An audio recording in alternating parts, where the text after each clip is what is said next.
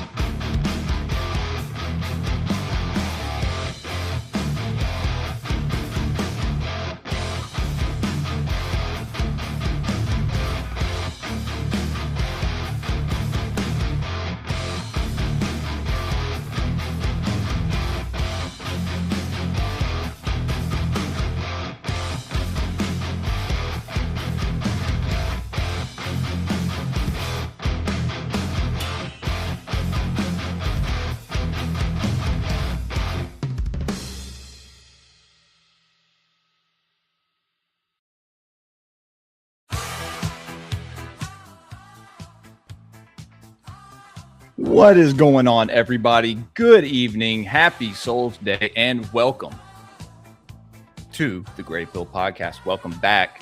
If you're if you're always watching, if you're always hanging out to chat, thank you guys for, we do these things every now and then. We kind of announce it an hour before the stream, and if you see it, you see it. And you'll see some people come in towards the end of the stream and they're like, oh fuck, I missed it. So always be looking out on I guess every day for random posts from me whenever I decide I want to go live, because I have no schedule for it right now. But again, welcome back to Greypilled. I am your host, Jules, aka Julian the Apostate, the Mississippi Mystic, the handsome Hierophant, the Hyperborean Hermit. And I am joined by my co-host from Gods of the Morning Wood, my friend and colleague, Zerilath, the bear. Sorry, I forgot to give your little title. The bare-chested. He's not bare-chested this evening. Runic genius. Yes. Zerilath Eternal. What's going on, D? Thanks for joining me. Man, I'm good. I'm hanging out for a little bit. That's good. Yeah, no, man. We were talking earlier. We're in the chat. Me, you, Brady Stein. Got Headless in there. Shout out Headless. He was going to be here yesterday, but he had an unfortunate accident at work, I believe. So that sucks, man. And, that puts you from working too. So have a speedy recovery. Don't let Loki get you down. There we go. Yeah, no, don't let Loki pull you down, guys. And if you didn't watch yesterday, you probably can't find it.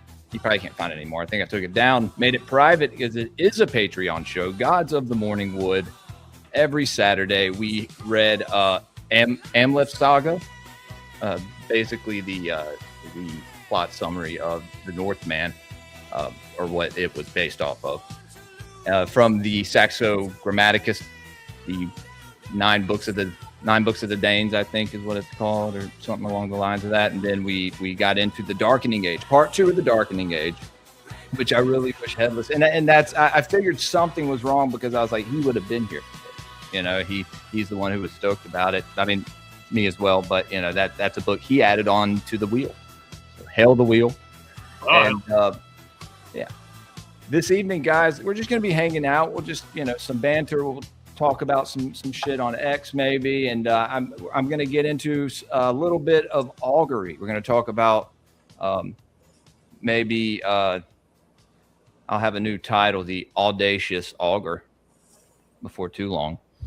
Try to continue my communication with the crows and leaving them offerings, so they bring me back things in return, perhaps, or maybe a dead animal. I don't know. There was a cicada had chosen to husk itself on one of my cannabis plants. So the cicada is going to be in the scarab family of mythology. Yeah, that comes from the Osirian mystery schools, and yeah. Scarabs are. It's funny, when I was like, big into the conspiracy stuff, which I still am, right? But not as much.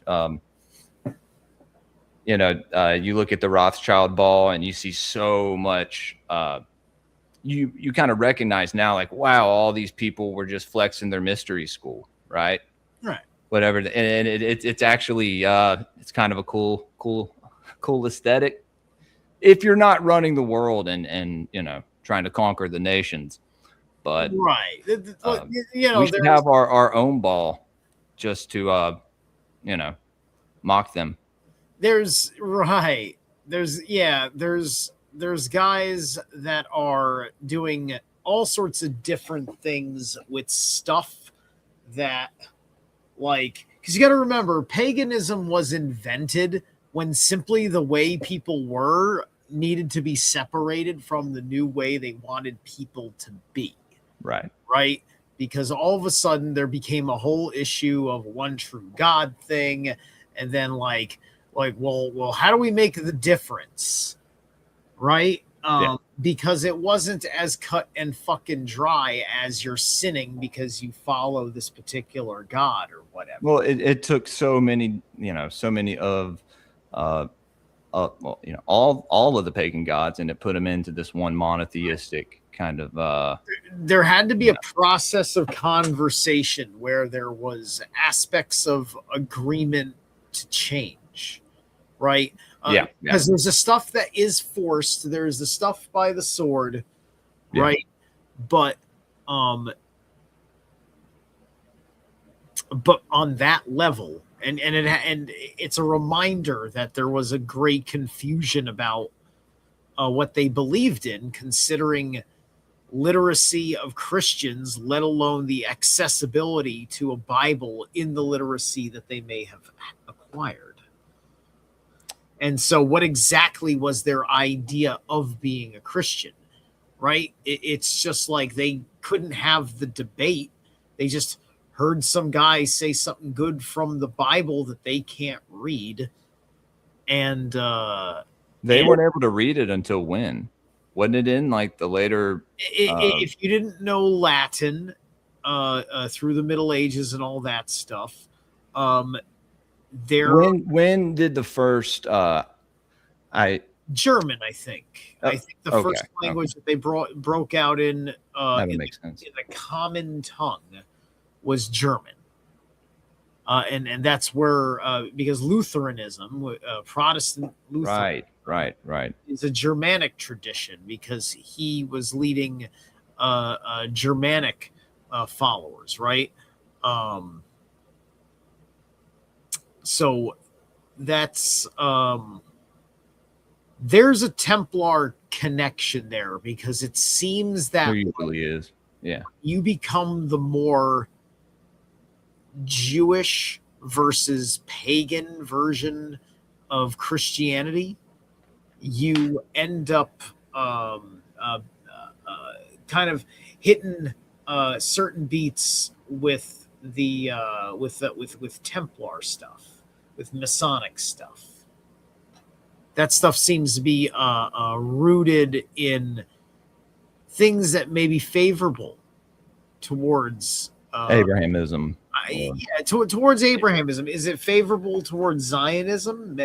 Maybe. This is possibly, also depending on how it's used, depending on how it's wielded, right? Right. Dude, I saw a somebody's truck today because their name was on, like, they had their Templar crest on the truck. Like, wow. I've got the shield hanging on my wall over here that I've showed you. Yeah, right? yeah. They had theirs. It was like, I think it was a Mackenzie or something. I can't remember exactly which name it was. It had the closed shield. So that's another Templar family running around. Right. That's like mine, or from my English ancestors.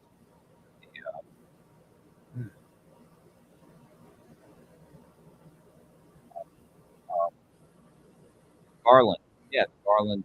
I have the Downing. That I have that crest too. It's in Tennessee. My uncle needs to send it to me. I'm gonna get that from you. But it's the same thing for Downing with the closed helm, and that's my grandmother's maiden name. Right. And so the closed helm, but it's holding an arrow, maybe like a bundle of arrows. I don't know, which could represent, I don't know, something to the fasci, or the fasci. You have a fashionist. You have a faggot of arrows. We understand. A faggot of arrows, yes. The fashionist, perhaps. That's why they tied it into that word. And speaking of fashionists, I really hate to see it, but it happens a lot on X when some of these e-crusaders is what some people call them. I've just started to encounter them. I was listening to Gnostic Informant earlier tonight, and I think that double entendre. Shout out Neil. I think that double entendre was like not just a joke. I think that was like literally true. That faggot and fascist are etymologically exactly the same. Wow.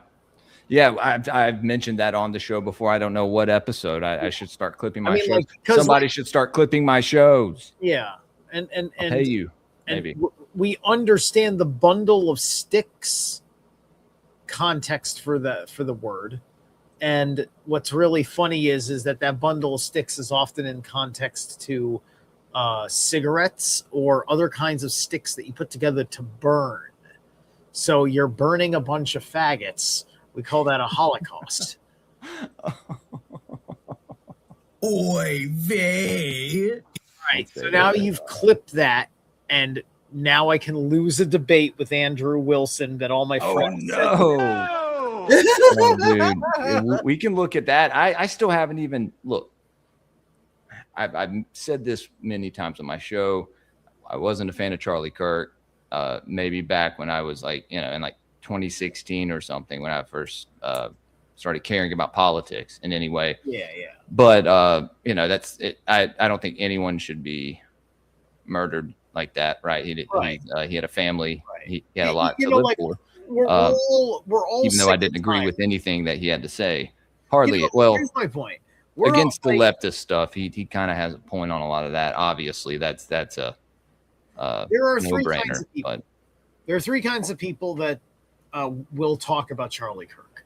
There are people that are just looking at it and just it's a thing that's important because it's how the government treats people in criminal scenarios and how things get set up, right? Then there's the I'm trying to nail Israel for this crowd. And then there's the trust the Fed bro crowd, right? And so you can't just sit there and have those two elements, right? That's just I'm team prosecution, I'm team defense. You have to be the guy who's sitting there and looking at it as is, right? Because I'm listening to all sorts of people that like they're just scared of how this politically looks for Israel. Like, because I'm following a lot of Iranians that are banking on Israel's ability to be an ally in liberating their country, right? I'm looking at, I've been looking at all sorts of different dissenting angles to be that guy, right?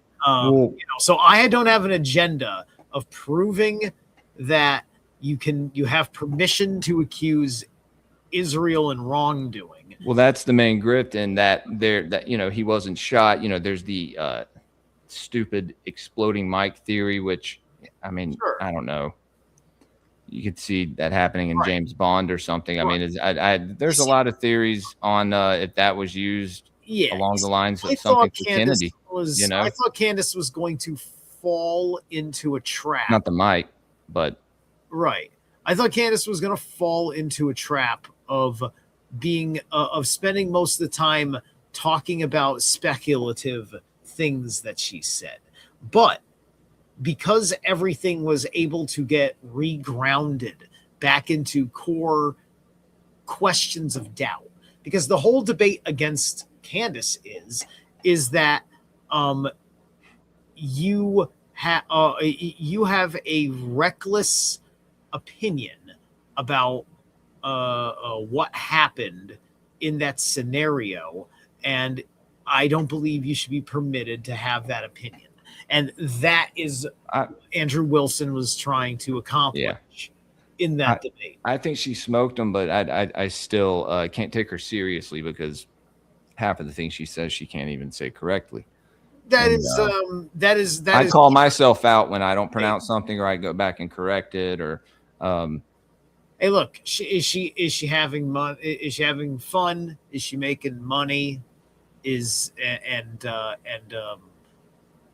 At the end of the day, what do you got? Like the worst thing. When does that rhetoric turn into maybe being dangerous? Because you have close to all the big guys that she can be trusted. She's got her British connections. She's got her Catholic, and I would suspect thusly Jesuit connections. And other than that, I don't know. And those connections, who knows what they mean and when they mean it. The idea is to not allow your agreement with these things to mean that you are in their camp and now you're going to endorse their next move, which could be a move against you. Yeah. Well, there's that angle, and then there's the angle that he's not dead. You know, you got those conspiracies out there, which I Oh, mean, if you look at people who fake their own deaths, I mean, you know, never proven really. I mean, we've never, well, in the ancient past, maybe. I mean, you had, what's his name? Machiavelli, right? Mm-hmm. The ancient, well, he was a prince, but, you know, you have the theories of Elvis and Tupac and all that shit, and they're going to lark Charlie Kirk into that. And so I don't know. I just, sure. But you know what? I think it's funny, kind of. How many? Like, it's the only thing you're really talking about is that does that discredit her? Look at the world of conversation that she is swimming in, right? The Nephilim and, you know, the Book of Enoch. Right. She's kind of stuck in that echo chamber. She's opened herself up to she's opened herself to esoteric conversation. And if people like, this is why Begonia is a black mirror. Right? Well, she equates Christian mysticism to Satanism, right? She equates probably folkish paganism to Judaism. I'm pretty sure. I am sure I'm sure there's X, Y, and Z about that going on. There's also the fact that she's ignorant and wrong, but also it's out here for her to see. Now, if the debate taught me anything, is that Andrew Wilson doesn't care about what's out there to see. He says, I don't have to look at what Candace saw that I didn't see. What I have seen is the authority and the law, and thus I can just use my debate skills from the assumption that there is literally nothing wrong with my argument. Well, hey, you know. Right? So, you know, it's all the same. It's there's nothing lost here. She's lost nothing. I just haven't. I think besides Austin making claims that were never claims because her show is partially rooted in entertainment. And if she doesn't actually say she's made claims and then doesn't have a history of redacting the record of finding the claims she ever made. So everybody thinks she's redacted all these claims. And she says, like, no, these are my inferences based on what I think. I'm allowed to think. Says right, and that's the cult examiner says Candace seems to be coming from the new your ass. She saved my ass. She saved our asses because that's the conversation about the right to speculate, the right to say, could it have been the Jews? We're all worried about getting in trouble for saying, could it have been the Jews? Candace Owens just fucking broke the internet. We're allowed to say it could have been the Jews. Yeah, I guess you can look at it like that. I'm saying, and I'm the one trying to make sure Israel doesn't get fucking destroyed because of the fucking plot. I'm going to read this comment real fast. A cult examiner says Candace seems to be coming from the New Thought movement, trickle down, IMO. That's what I was saying about, you know, kind of with the conspiracy realm and the echo chamber one can put themselves into by going down kind of the fallen angel Nephilim. And in her case, I mean, this is her job, right? She's doing this all day, every day. So, and a lot of these people get their own information from like fucking TikToks and you know, other people's conspiracy theories, right? Their channels are there. And I mean, that could be useful in some ways, right? But it's really good to go to the source of a lot of these things. And I don't know. But she did smoke, what's his name? And that guy's a fag, you know? So, Andrew, never been, he can't open a pickle jar, dude. My son can open a fucking pickle jar. Are you kidding me? Right. I didn't realize because he's meant so nothing to me that I'm just like, oh, that's also the guy from the basically, yeah, dude. Another Alex Jones. My God. This is so fucking delicious. Would you agree with me that she's just another Alex Jones, right? That she's another Alex Jones? Yeah, she's just like the black woman Alex Jones. You might want to let this conversation be her Sandy Hook. Dude, there was someone who made a Candace Owens profile on Spotify and would leave like comments on some of my stuff. A lot of stuff I did with Austin Picard. Shout out Austin. He's the only one that I have even talked to about the Charlie Kirk stuff. I think he came on the Occult Rejects back when it happened and kind of unloaded on it. And we talked about some stuff. And the one theory I thought, like, maybe, it was an occult ritual, but then I kind of just, like I said, didn't really care. The only reason, they took the grass up and everything, but then wouldn't they do that for other reasons? Certain kind of ballistics or whatever. I don't know. Maybe somebody can correct me if I'm wrong, but anyway, but yeah, dude. I mean, he paid her like what, like $250,000, a little over $250,000 to come and debate him. Sure, yeah. Wow. I mean, listen, just remember, don't you want to, idiot, one day be able to be in an open air place with amongst a big crowd of people, and you've earned the right to fucking talk safely with this big ass crowd of people and say some shit of consequence that somebody might want to off you for, right? And you're supposed to have this responsible security because you have the money to go along with the work that you did to earn an audience that you could do such a thing, right? And we're talking about a guy who, the Christians love him because he just goes into the lion's den every fucking year and fights off all these accusations. Faces off with all the freaks and trannies. Let me set the record straight about what us Christians of America of our kind are really like, and so on and so forth. And I've walked in many worlds, finding myself. So I know where the fuck Charlie Kirk. A long time ago, I would have, possibly been more of a Christian guy because I was on that path in the 90s. I assure you, Candace has never read a real boon to research a damn point she has ever made. Pure trash. Yeah. She has never read a boon. A book. I meant the type of book. Okay. I do that all the time. So what? And who's never read a book? Typing. What? Who was they talking about? Candace. Yeah. Well, I mean, I'm sure she's reading the Bible. She's also very busy reading police reports. Look, she cited shit from memory. Yeah. So she cited all the flaws. She's definitely my wife was like, she's in a psychosis right now, and I'm here for it. I was like, yeah. She was prepared for everything that was within the contract and was prepared to talk about any shenanigans of him trying to push the boundaries of that contract. Yeah. She bewildered him by the end of it.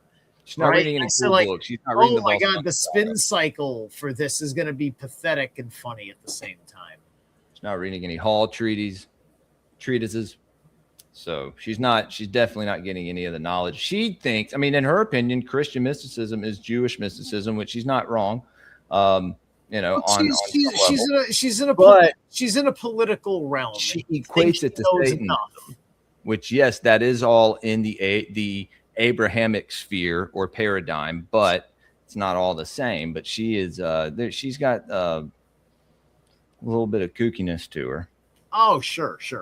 Well, look, there will be points, down the line where as different movements grow, things. The debate with Fuentes was great. I loved that debate. That was a great debate. I listened to that driving back from Little Rock. It was a great fucking debate, dude. It was Fuentes and who? Candace. And Candace. Okay. Yeah. Right. Sure. I'll have to go. And I don't agree with Nick on everything. Definitely not his character. But I don't even. Yeah, like He's right about a lot of things politically, dude. When shit happens out in like on the main stage or what, he's been talking about it for a while. He's not the only one, but yeah, well, he's pretty good at he's smart way. I'll say that he is smart. I guess he's a little bit smart in some ways, right? I don't listen to like I never hear him say anything which is teaching me anything. No, not at all. And I'm never seeing like a Nick Fuentes. I think I feel like is someone that we needed in the conversation 20 fucking years ago.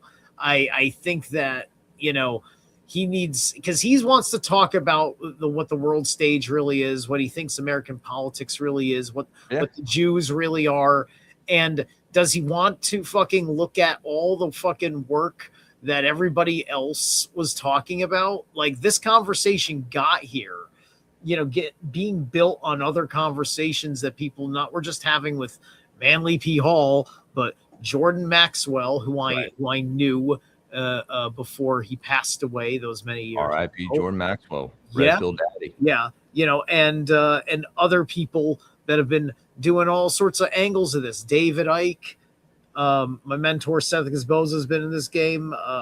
Older guys in the game, of course, Cesarion, Mark Passio. You may disagree with what they have, where they have gone since they talked about this early stuff.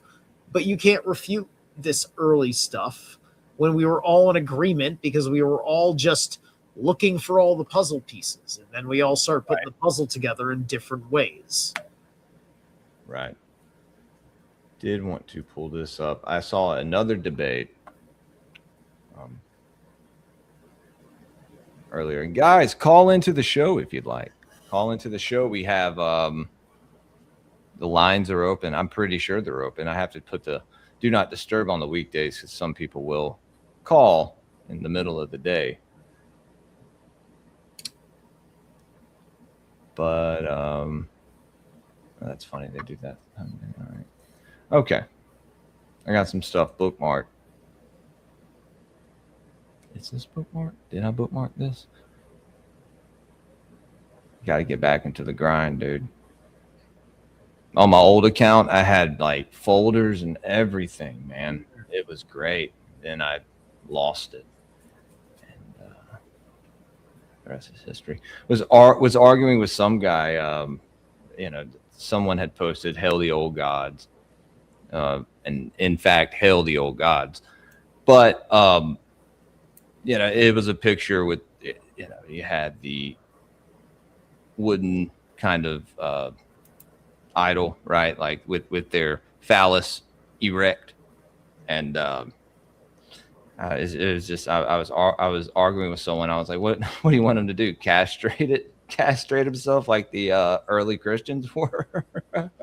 And actually had some people got in an argument over castration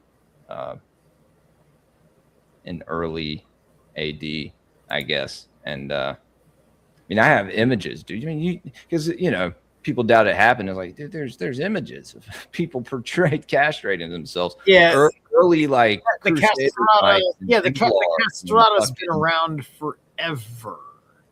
So I don't know what the argument is here. They're typically a thing for young men that are part of the staff of servants for various priestesses and things like this in the goddess cults, right? So it was, it was like you were a eunuch slave to a woman. This is we see this in modern parlance, because you don't have to. You just need to be an emasculated person. Right. It doesn't like in the, so it may have been back then. It was as long as you were emasculated, you didn't have to physically be, but they probably just did that anyway because it was like that back then, more so. Right. But, this is when you got like Madonna, and all the men on stage with her are are fags, right? Yeah. Are gay guys, right? Yeah. That'll be my last time. Nobody can dance like that. That'll be my last time dropping that without the context of a bundle of sticks. But anyway, no, right. But And so that's the deal, right? Because they're non-sexually threatening to her, and they're strong enough to do the things, and they can make the posture that lifts her up that the ladies can't do, and yada yada yada. And then it's also a woman power move that these strong men are these servants to her thing, and she gets to be sexy, and they get to be there holding the sexy, right? And that's it. Right. Yeah. But because you do see that a lot with the gods, the phallus, right? All the way up until you see the gods of the bog, and he's rock hard, dude. So Meat Cavern, good to see you. Hey Nancy, said hey earlier. I don't know if you could hear me. It's good to see you guys. Thank y'all for coming hanging out. Yeah, here, let me pull this up real fast. Picture. Made a picture earlier. It's pretty cool. If I can find it. No, hold on. Never mind. Yeah, actually.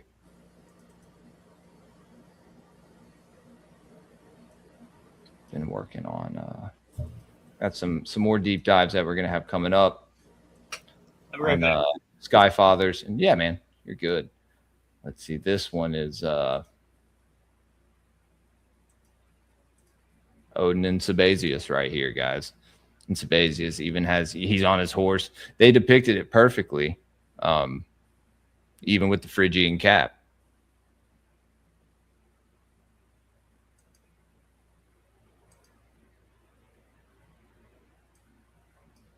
So quiet at my house. My kids haven't been here all weekend, so I've been getting to get some shit done. Still need to, guys. I'm for all the people on Patreon. I'm going to be printing stickers soon, new stickers of some of the new designs, and sending them out to you. You know who you are.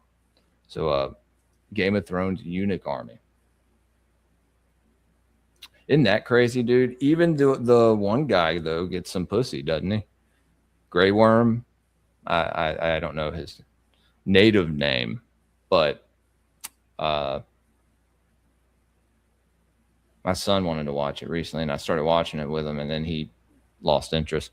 And there's obviously way too much sex in it, so I was like, yeah, I don't know if we're gonna do that. Maybe Night of the Seven Kingdoms is better for you, but I continued to watch it.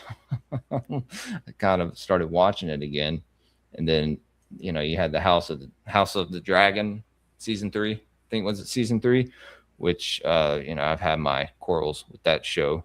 People obviously probably know why, but still good at kind of the story. They stayed true because I've read the books or listened to the books. They stayed true to most of the story,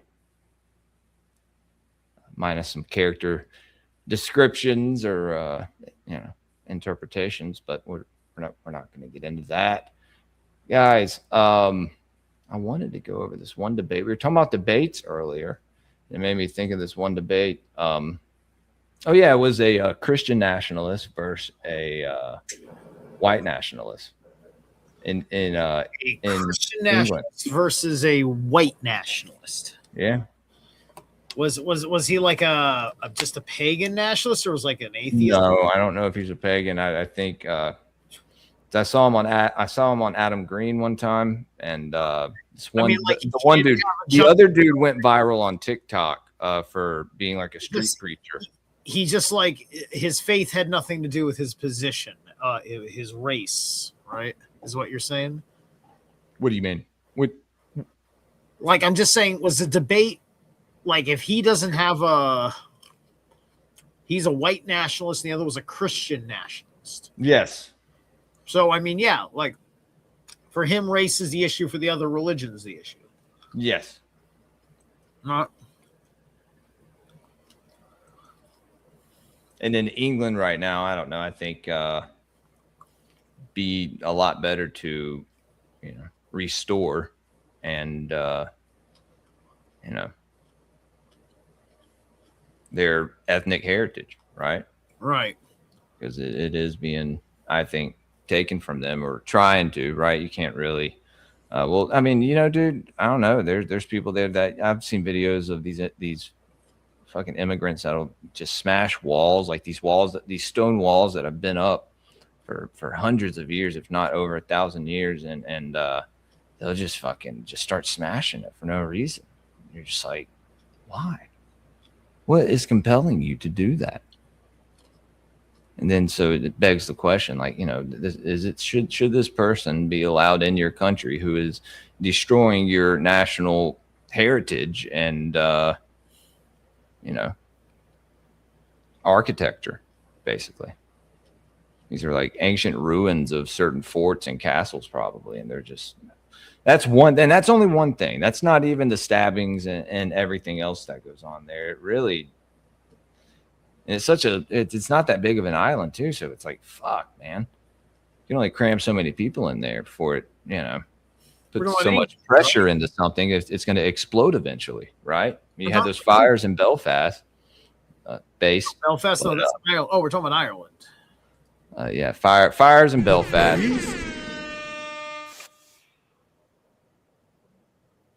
Don't think you should know that in your neighborhood. Like I said, it's so small. Your mic's doing that cutout. Yeah, the fucking sound clips make it do that. No, I was saying it's so small over there. It's gonna affect the community. Whatever happens on the streets is gonna affect where people live. Mm-hmm. So many people, especially now. So I don't know if you want to watch that. We could talk about augury. I did some research and kind of drew up some notes. And then I don't know.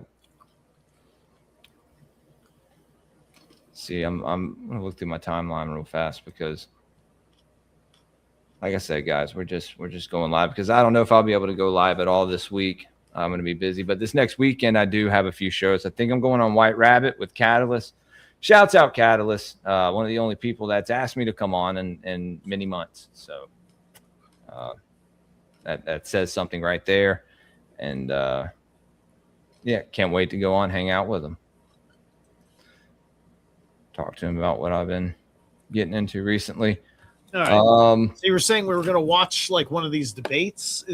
Well, we had brought that up. We brought a debate up earlier, and I was thinking we could, because I had mentioned on the timeline that I was going to kind of critique some of the debate, and yeah, we can do that for a minute. Then yeah, I'm kind of more down for that than looking at the auguries right now, to be honest. That's cool. That's fine with me, man. We can do it. We can do the augury. We can maybe touch on it at the end on the orthonomancy, Greek orthonomancy and the Roman augurs. But yeah, a little bit of time to stew on it.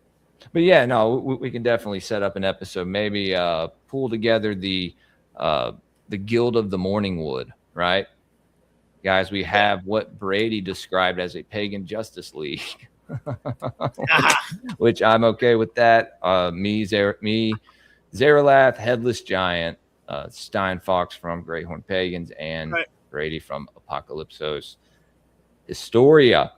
Right. And then our boy Nash. I was about to say something. Natural Selectionist, Paul. I was about to say a completely different word. Yeah, I mean, like I was saying, like the Greco-Nordic Alliance. I really like the ring of it. I like that too. But yes, let's see. I'll pull this up. Yeah, right, Howard.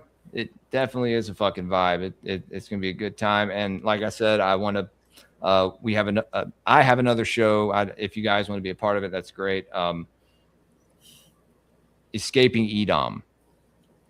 And if you tune into the last episode I did last week, kind of talked a little bit about that for people who may be an apostate such as myself or someone getting into ancestral faith, maybe a show on how to kind of disprove a lot of like misinformation and things said about paganism that's, there to slander or coming from a certain source that is of a certain bias, right?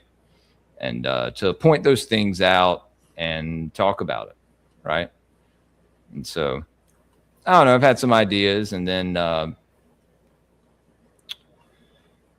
was going to actually start on my own. Like I said, Z, if anyone wants to be a part of it, they can. But it is going to be a Patreon crowd only, not live stream to the main audience at all, of readings of certain books. You know, just so we can kind of hone into it a little more, dive a little deeper, talk a little bit more about, you know, our own spiritual experiences and whatnot.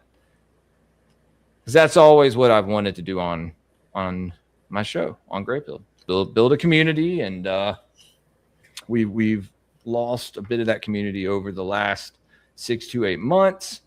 But like I said, we've had some new guys joining us in the chats, and you know, hanging out, showing up to every show, and you know, still have all my guys here. All my audience has always been great, and they will remain great. And you know who you are, and I appreciate you guys. And I'm glad I started streaming a lot more. You know, I went through a time where I didn't want to do any more just solo shows or what you would call just a live stream, right? Not really a podcast episode or an interview or deep dive. But I used to do this a lot, dude. We'd go through fucking YouTube, wouldn't stream it to YouTube at all. So that's a, you know, kind of, I would say would be restricted on a couple things. But let me pull this up. I don't know. Maybe if we hit the golden night, $33, Illuminati confirmed. Also have Zerilath's information in the ticker if you guys want to support his platform as well. We may be able to watch Troy this week. All right.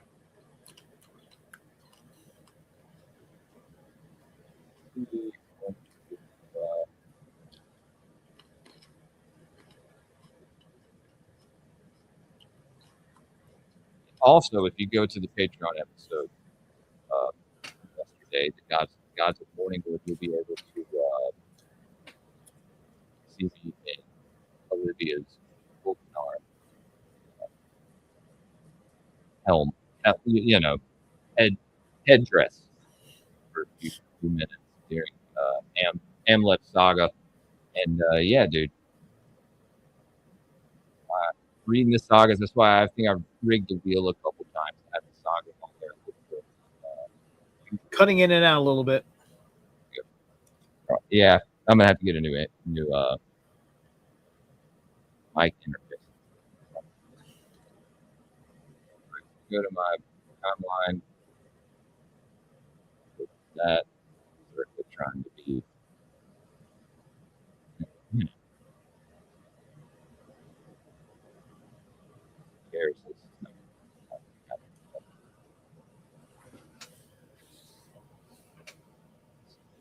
All right. Q, what's up, dude? Good to see you. JC, I said hey to you earlier. I don't know if you heard me, man. Good to see you here, too. You guys had a good weekend. All right. So this is going to be on YouTube, so I guess we'll watch it anyway. We watched a YouTube video the other night on the stream, and it was fine.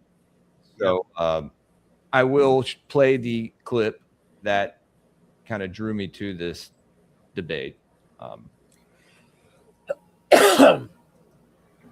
But no, like I was saying, reading the sagas on the show, that's what really got me into it, you know, down the road on ancestral faith. So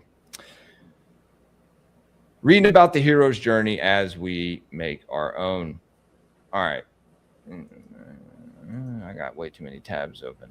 As always, to my dismay, woe is me. Okay. Twitter.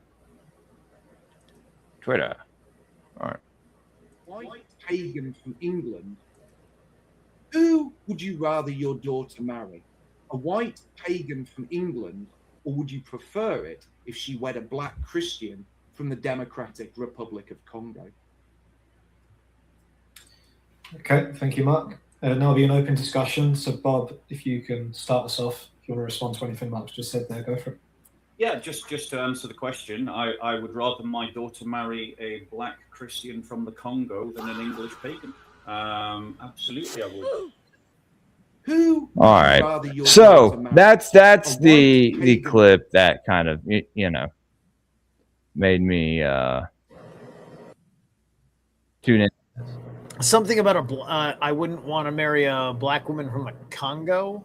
Oh man, did you not hear it? Or I kind of heard it, but it was. I'll tell you what, low. we will go. I had to turn the speakers up to hear it better, and it felt a little. Where's the link? I had the link. It felt a little to like the debate. These fucking memes. All right, I had the link to the debate. Let me go to YouTube and I will find it. But yeah, that guy is Mark Collette. The other guy, I don't know who Dan is. Shout out Dan for hosting the debate. I want to host debates. I'd love to host debates, especially religious debates. Did that not share? It shared, didn't it? Say again? Did that share on the screen? I don't see anything in private chat. Okay, never mind. We're good. We're good. Oh, holy shit. All right, hold on 2 seconds, guys. Let me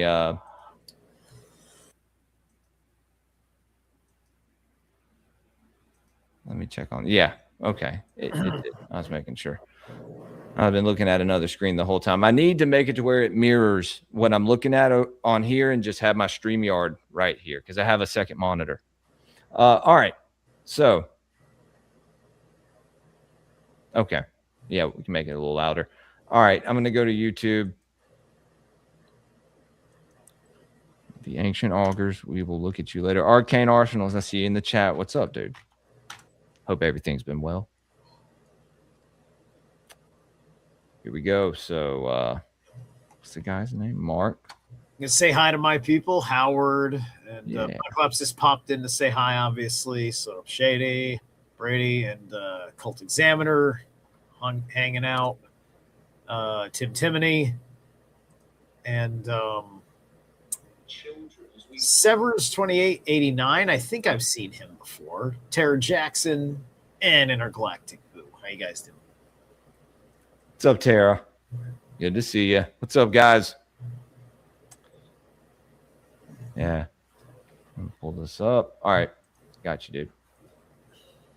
We can just hang out, watch this, comment on it.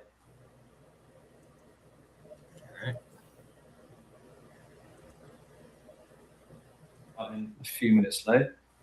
Wasn't my hear fault, it? I promise. Yeah. If you'd seen what was going on before, all good. Very, very grateful tonight on my small channel to have Mark Collette and Bob of Speakers Corner joining me. Returning guests, I've had each of them on before. Mark sometime last year and Bob a few months ago for various different topics. Tonight we're going to be talking about two different, similar in some ways, I guess, but different ideologies about how Britain should be governed or how these men want it to be governed. Bob is going to be speaking for Christian nationalism, and Mark is going to be speaking for ethno-nationalism. As Ethno-nationalism, sorry, not white nationalism. I mean, this is a topic. Yeah, but that's kind of like the same thing. More I'm very interested in. correct way of saying it, perhaps. right. Have checked their credentials a bit more, my due diligence, a bit more than Cambridge University did recently with their professor. And delighted to have them both with us. Bob, you're going to. It gets spicy too, man. It's fun. It's fun. And then we're going to have an open forum from there. So, Bob, if you could start for us, that'd be great. 5 minutes timed, uninterrupted. Brilliant. If I could just request that you give me a wave or something when I've got 1 minute and then another wave at 30 seconds, just so I can keep that in mind. So I'm making the case basically that the way forward for us as a country, and particularly for Christians, is through Christian nationalism. So I think it would be helpful for Mark and everybody else if I just define. You want me to take the subtitles off? What Christian nationalism is. No, it's good to keep them up just in case they don't Christian understand. the idea that the church, that is the people of God, people who identify as Christians, are a people. And they are a people by covenant. They are a people of the covenant. They're not a people connected to blood and soil, but they are bound together through baptism, the Lordship of Christ, communion, and being part of the one Holy Catholic and Apostolic Church, the Universal Unlike Church. blood and soil, And that break as a people, What's up? What did you say? unlike blood and soil, you can break from those things. Right. If it's about a binding by covenant, that's an agreement. That's an agreement. A man That's an oath, is right? shifting tomorrow. Now your entire Christian angle of the nation falls apart, and then you don't have a nation if there isn't room for a different idea of nation to replace it. Otherwise, then nationalism itself falls apart. Which this guy on the right tries to say that never existed before Christianity. You know, that Right. Well, yeah. Let's see how he argues. Yeah. as a group, as a people, they have the right to pursue social, political, economic, and cultural concerns as is particular to any people. And some of those concerns they're going to share with everybody, i.e. we all want to be able to see clean rivers. We all want to be able to walk down the street at night at 1 o'clock in the morning and feel safe. We all want the electricity work. And these are things that we call the common good. As Aquinas defined it as a good which, when distributed, is not depleted. But then there are also particular concerns that are unique to us as Christians, that are special to us as Christians, such as the freedom of the gospel to evangelize, the non-interference of the state in church appointments, support and solidarity with persecuted Christians around the world. And these are particular goods that, as Christians, we all share these things in common as Christians, as a natural outflowing of our faith. Other things are things like, standing against abortion, supporting the family, believing in law and order. So that means things like borders and border control. And these kinds of, and so this needs to be the governing narrative by which Christians organize themselves and in which they pursue the civilizational project of making a Christian society. And that could be summarized as pursuing a new Christendom or seeking to establish a new Christendom.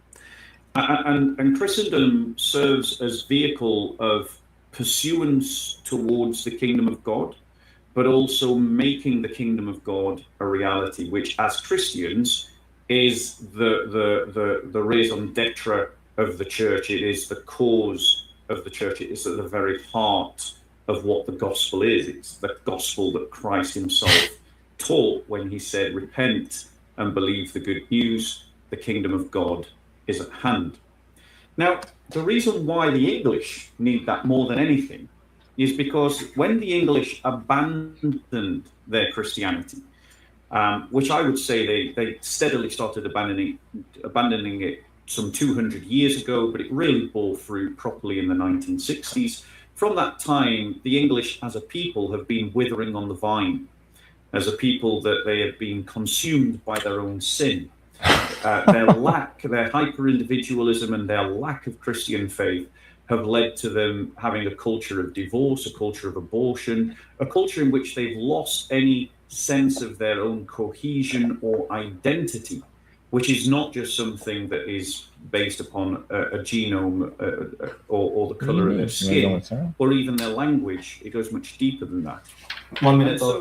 Thank you. And so as Christians, if the English want to save themselves, the way to save themselves is not to make an idol of being English, but rather to offer themselves in service to that God who inspired the very formation of England in the first place, when Alfred the Great started his Holy Crusade against Danelaw, the foreign invaders, that led to, in his grandson, the establishment of the English kingdom.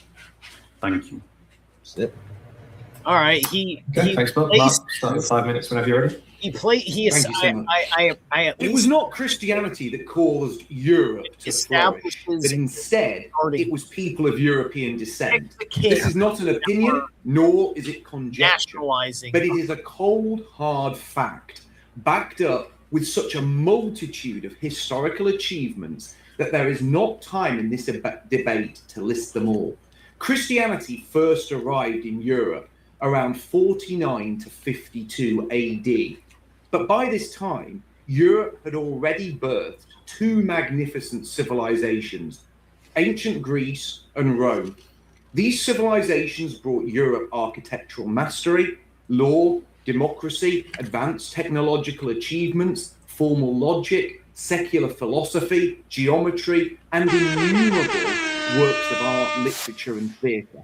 Furthermore, even before the towering achievements of Greece and Rome, the technological sophistication of ancient Europe was staggering.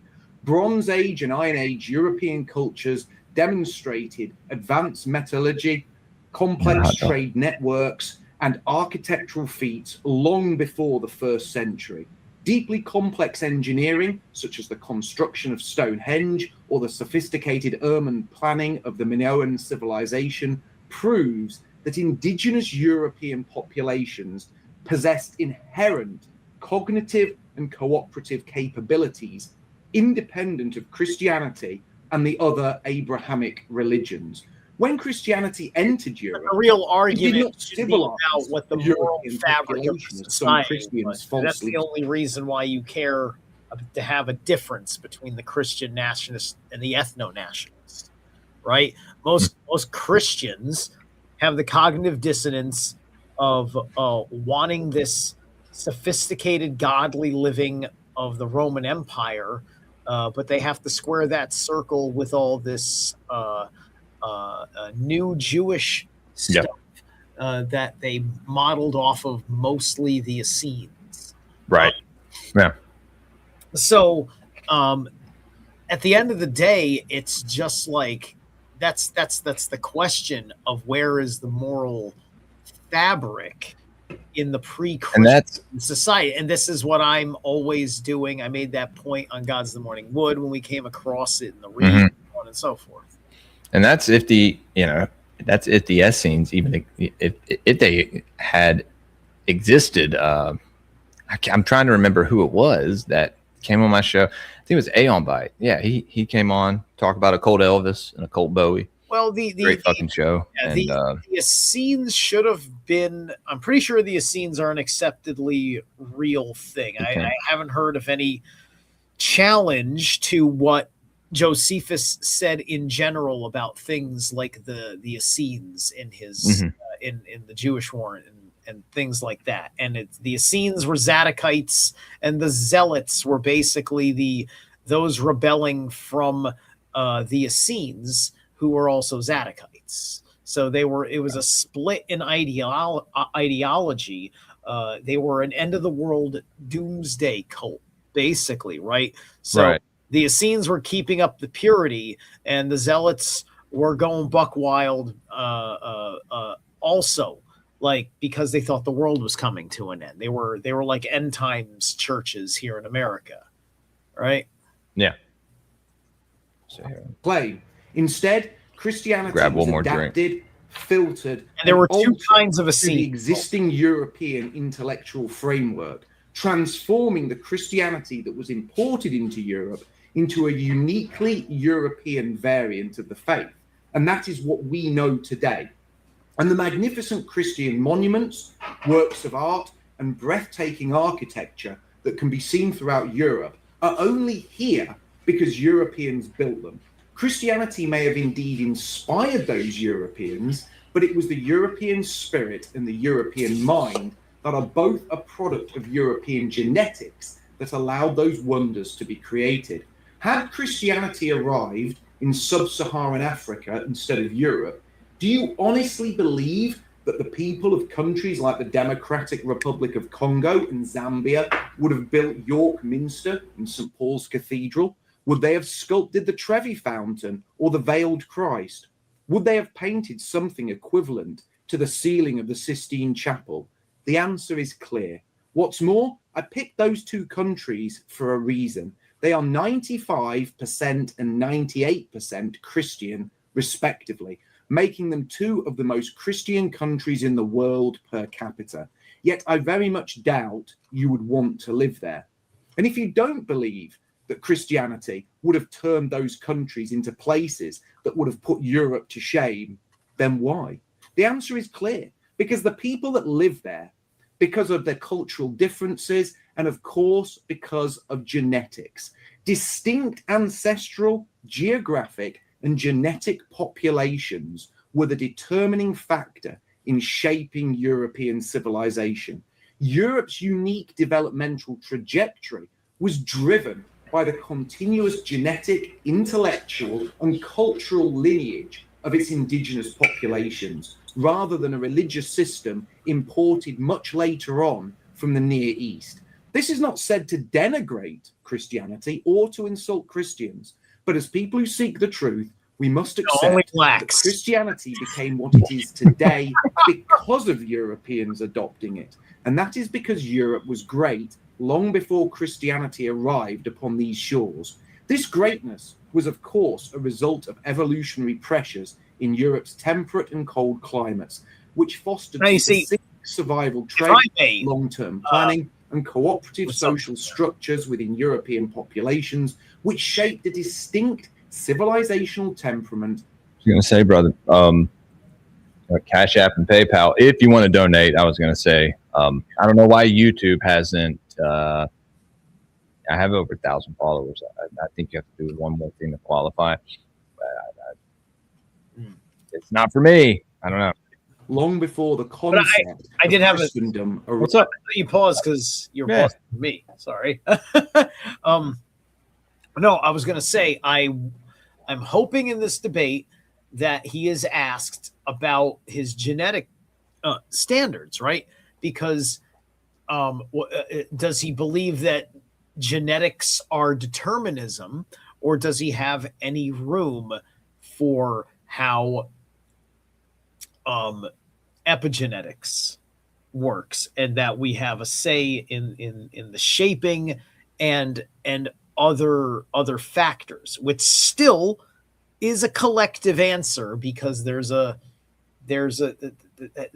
shared thing within your gene pool that happens, right? Especially when there's so much tradition that you're related to, and most human beings are not going to be the black sheep of the family who innovates breaking and renewing. No pun intended. Reinventing tradition, right? So yeah. Okay, I'm good. Go ahead.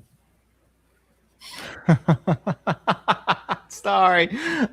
Big fucking shouts out to no, wrong one. It's to my little brother. Thank you, dude, for the $10 donation. I think my little brother's watching. All right. He shreds too.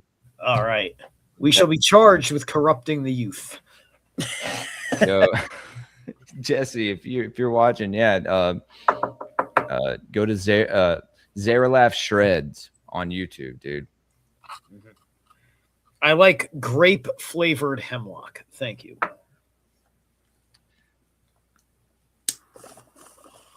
Oh, okay. Now I just see him in the fucking chat. It's good to see you, bro. We just decided to do a random stream, man. Let's get back to this debate. Yeah, this ethno-nationalist versus Christian nationalist for England. As such, I believe that Europe should be governed by Europeans, Rule Britannia, for Europeans, and entry into our but land should be heavily restricted, and Thank you for the donation, bro.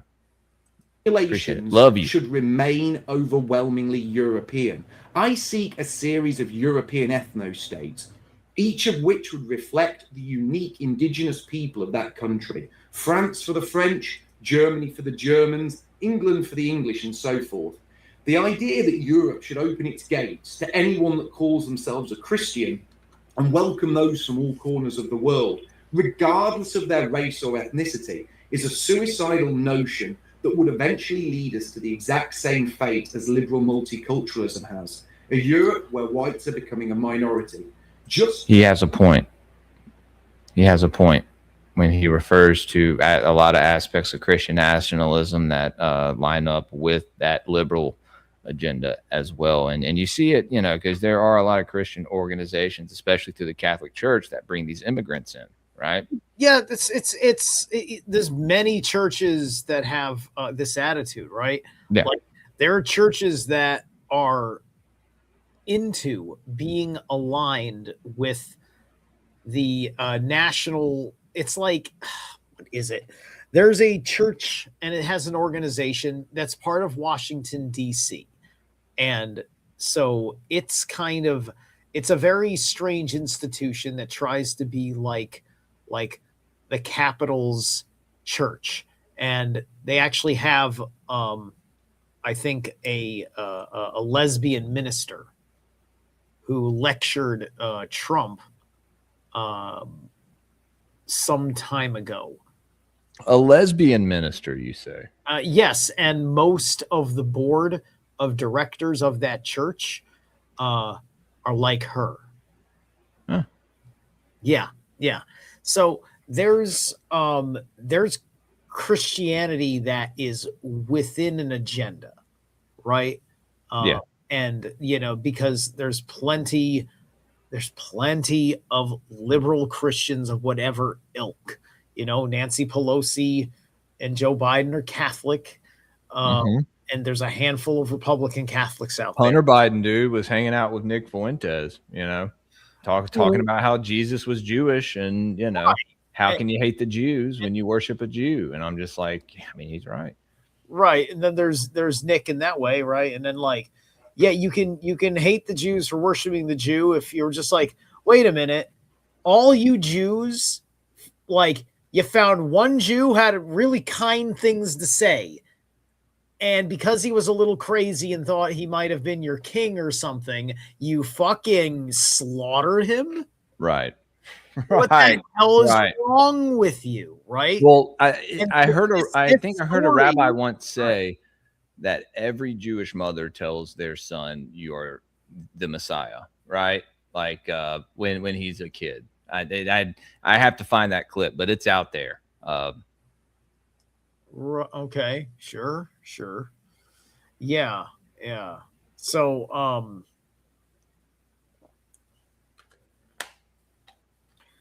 maybe not. I don't know. Yeah, because get back two into men this. hold a belief in the same God does not make those men the same, nor does it make those men equally capable of creating or maintaining a civilization. And above all else, We just finish off, Mark. Sorry, yeah. Finish off. Yep. Above all else, race and genetics are the great determinators. Who men choose to worship is a secondary consideration. And if I still haven't convinced you, I'll leave you with my one final question. Who would you rather your daughter marry? A white pagan from England, or would you prefer it if she wed a black Christian from the Democratic Republic of Congo? Okay, thank you, Mark. Now it'll be an open discussion. So, Bob, if you can start us off, if you want to respond to anything Mark's just said there, go for it. Yeah, just to answer the question, I would rather my daughter marry a black Christian from the Congo than an English pagan. Absolutely, I would. And I think what we're going to see in this conversation is that me and Mark are going to talk completely past one another, because there is no ground of commonality between ethno-nationalism and Christian nationalism. They just don't synergize. I would just try to very briefly point out that when he was talking about the glories of Greco-Roman civilization, he missed out the abuse of women, the widespread practice of slavery. Here we go with the pedophilia and the Spartans and all that shit, dude. Well, like I said, that's the real framework. He didn't want to do that. He didn't want to say anything like that. He wanted to leave it open for the shit show, right? So obviously, right? Because how does a civilization get on for 600 years and it grows and it thrives if it's being predominated by things that are anti-life? Thank you. Exactly. Like these Spartan men took children. It's like, come the fuck on, because you believe Jewish media in Hollywood, yeah, depicting these men in movies as, right? or it's the imagination that you're not capable of being moral without me being able to shame you with my book. Right. You're not in my book club. I don't trust you. And Gods of the Morningwood is open to everyone. So practice of infanticide, the widespread practice of pediastry, and if he's wanting to talk about great buildings, the widespread practice of pediastry, which in Germanic culture and anywhere in Western, I guess Northwestern Europe, they were thrown in bogs, right? The pedophiles were thrown in bogs. They were burned. Like they were killed. Same in Greece. There were strict laws against pedophilia. Now I get it with elites and and that's always kind of existed and but that is what it is. It's these are the all you have to do is say that stuff, and then without saying the name, everybody's just like, oh yeah, like Caligula, right? Because everybody just remembers Caligula. And that's it. Whether you saw the movie or not, Caligula is the name that is, Caligula's face is the face of debauchery of Western paganism. That's what his reputation is in Judeo-Christian moral narrative, right? Yeah. So it's secular society, just like the society all three of these men and both of us grew up in, where non-believers went about their day.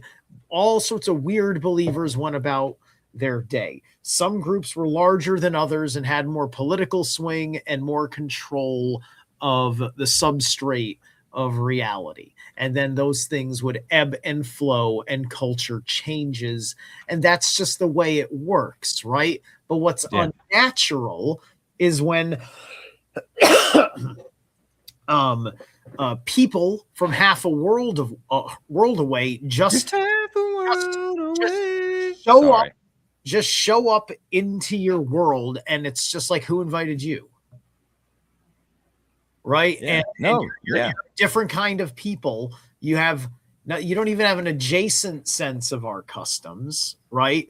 It's just like, I can think from what I've seen of Japan in movies and anime, the way their culture is, from the stories I've already heard, certain ways that a fucking human being, an American human being, acts, it would get them fucked up in the Asian society, Asian justice, if it comes to that, people can think in the right place. The dude who got caned in the 90s or the early 2000s or whatever, in the Philippines, they made a big deal about it because because every American was in full of this hubris thing, and everyone was just like, is America gonna really let them cane him? They're gonna hit him with a cane. They're gonna leave a mark on his tushy for doing something wrong. That's an American. You can't hurt his tushy. We must go to war. Oh! Right? There are people that felt like that. It's just like, no, he embarrassed our country doing a thing, and he's getting a smack on the ass. Good for a smack sound. We're not going to go fucking waste international lawyers to go fucking save you from being a dumbass for 5 minutes in a country that. Wait, you too, Pat? Get the fuck out of here. No. Land? What the hell's Lobster Land? Talking about Top and then, dude, Nephilim Death Squad. It's just Q, Xerox, and Patrick. Were y'all blocked? I know Q and Xerox were blocked from the chat and all that. I don't know. It's because y'all watch my show? I don't know. I'll always love the Nephilim Death Squad, but I know what they're preaching is the complete opposite of what we're talking about, probably. So,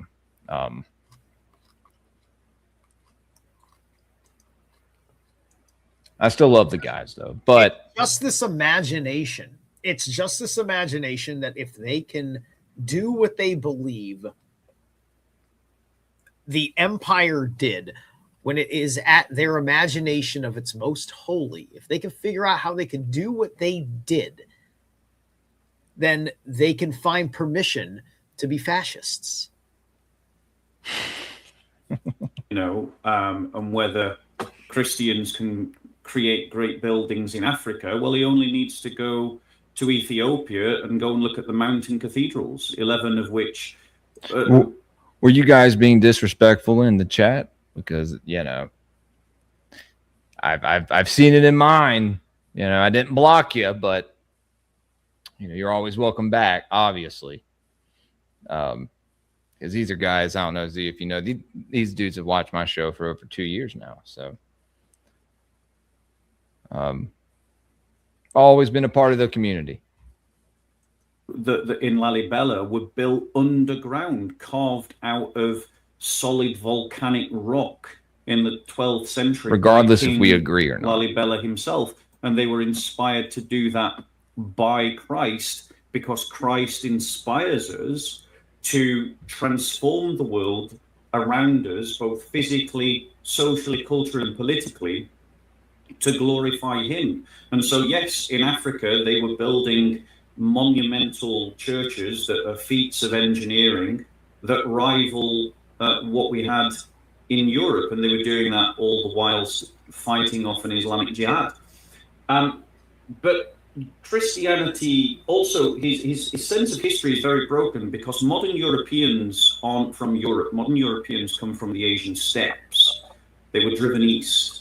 The Huns, the Goths, the Vandals, the Slavs. They were not the original Celtic, well, you're welcome here, Pat. Roman or Greek peoples. They were other peoples that invaded their land, and they were very much barbarians. And Christianity, particularly in the West, very much did civilize them by giving them an educational system, by giving them hospitals, orphanages, by preserving material from the Roman Empire and inspiring the idea of Rome that led to... Wait, so hospitals didn't exist before Christianity? No, we didn't need hospitals. We didn't get very sick because we exposed ourselves to nature. Oh, it kind of makes sense, doesn't it? Yeah. Like the Carolingian Renaissance, as well as the monastic system, which Mark might not know actually comes from Africa and was at the very heart of the engine room of Western spirituality that led to all of these developments in Western Christendom. And I'll land so that Mark can come back in. I don't want to talk too much. So he's arguing that Africa, I guess, because of my Ethiopian Bible, had better architecture and like what? Is he right? Because or were there white men down there building? He's going to be romancing. He's going to be romancing Egypt a little bit, which gives the Bible and Judaism credit in his world, right? Out of Africa theory, debunked. Debunked. Yes, but also not debunked in a manner that destroys whatever way that he interprets creation, or more importantly, what he will say will be allowed to be believed about creation in the Christian nation. Right. But when we look at English history, the project of England was inspired by Alfred the Great's Christian faith. It was his Christian faith that inspired him to desire a land and a people that were educated in the laws of God, that could read. Alfred the Great was descended from Wotan, though. So it says on the king's list in England. But and so if you reject, because he was a very sick king, right? Like all the kings were like deathly ill. And that may have been because of inbreeding, perhaps. But it may have been a spiritual crutch. Spiritual cramp. What's that song? It's a band called Christian Death. I have a song called Spiritual Cramp. You know what I'm talking about, see? Christian Death. Yeah, man. Some good goth music right there for anyone looking for actual goth music. So that they could learn the word of God and so that they could worship God. And the very project of England was born out of a Hold on a Christian second. mission. But why would they need to worship God? I thought the whole point was so they could be moral, right? They should do it so they stop sinning. Did they not need to stop sinning? Perhaps because they weren't sinning. Stop sinning. It's like, I'm not sinning. Well, you don't believe in God, right? What's that to you? Well, that's a sin. So stop sinning. You're just a sinning goy. Right? You know, so like if he didn't, so like if that wasn't his impetus for the whole thing, right? Because otherwise he might be just being lazy in the way that he talks because he's maybe just spewing Christian historical rhetoric of how Christians have tried to track what they believe is Christianity's role in of history during times where the official institutions was of Christian merit, right? And so during this why do people think the Dark Ages happened? Right. In fucking Europe for almost 1,000 years? There's a whole conversation that got people to this point, and at the end of the day, it's to say what in that generation just before Christian contact, were they in a fallen state, right? Because just like you can be in a fallen state just because that's gonna happen. Christians can preside over a nation that goes into it. We see it all the time with places in fallen state. I mean, like America feels like it's in a fallen state, and every single one of these guys can be called a Christian that we've had. On one or two occasions, you could call them a Catholic. But so what happens when you have what we see in the Darkening Age, right? When you have these Christians going into Rome and Alexandria and destroying the culture around the people, does that put them off into this fallen state? Does that, I've said it before, that's destroying the egregore, the spiritual egregore. So does that destroy their spirit in some way, seeing everything around them just kind of be, that's what's, like you said, that's kind of what's happened here, right? Right. Well,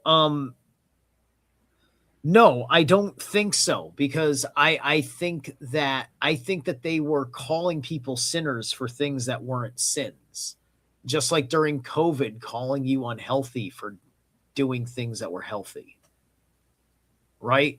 And so what happened is that they just hijacked the morality that was already there and then added the absurdities of dogmatic doctrine into the processes of your life, where it separated you from nature once again, because now you couldn't be considerate of things of the natural world because you had to worship this anti-cosmic god.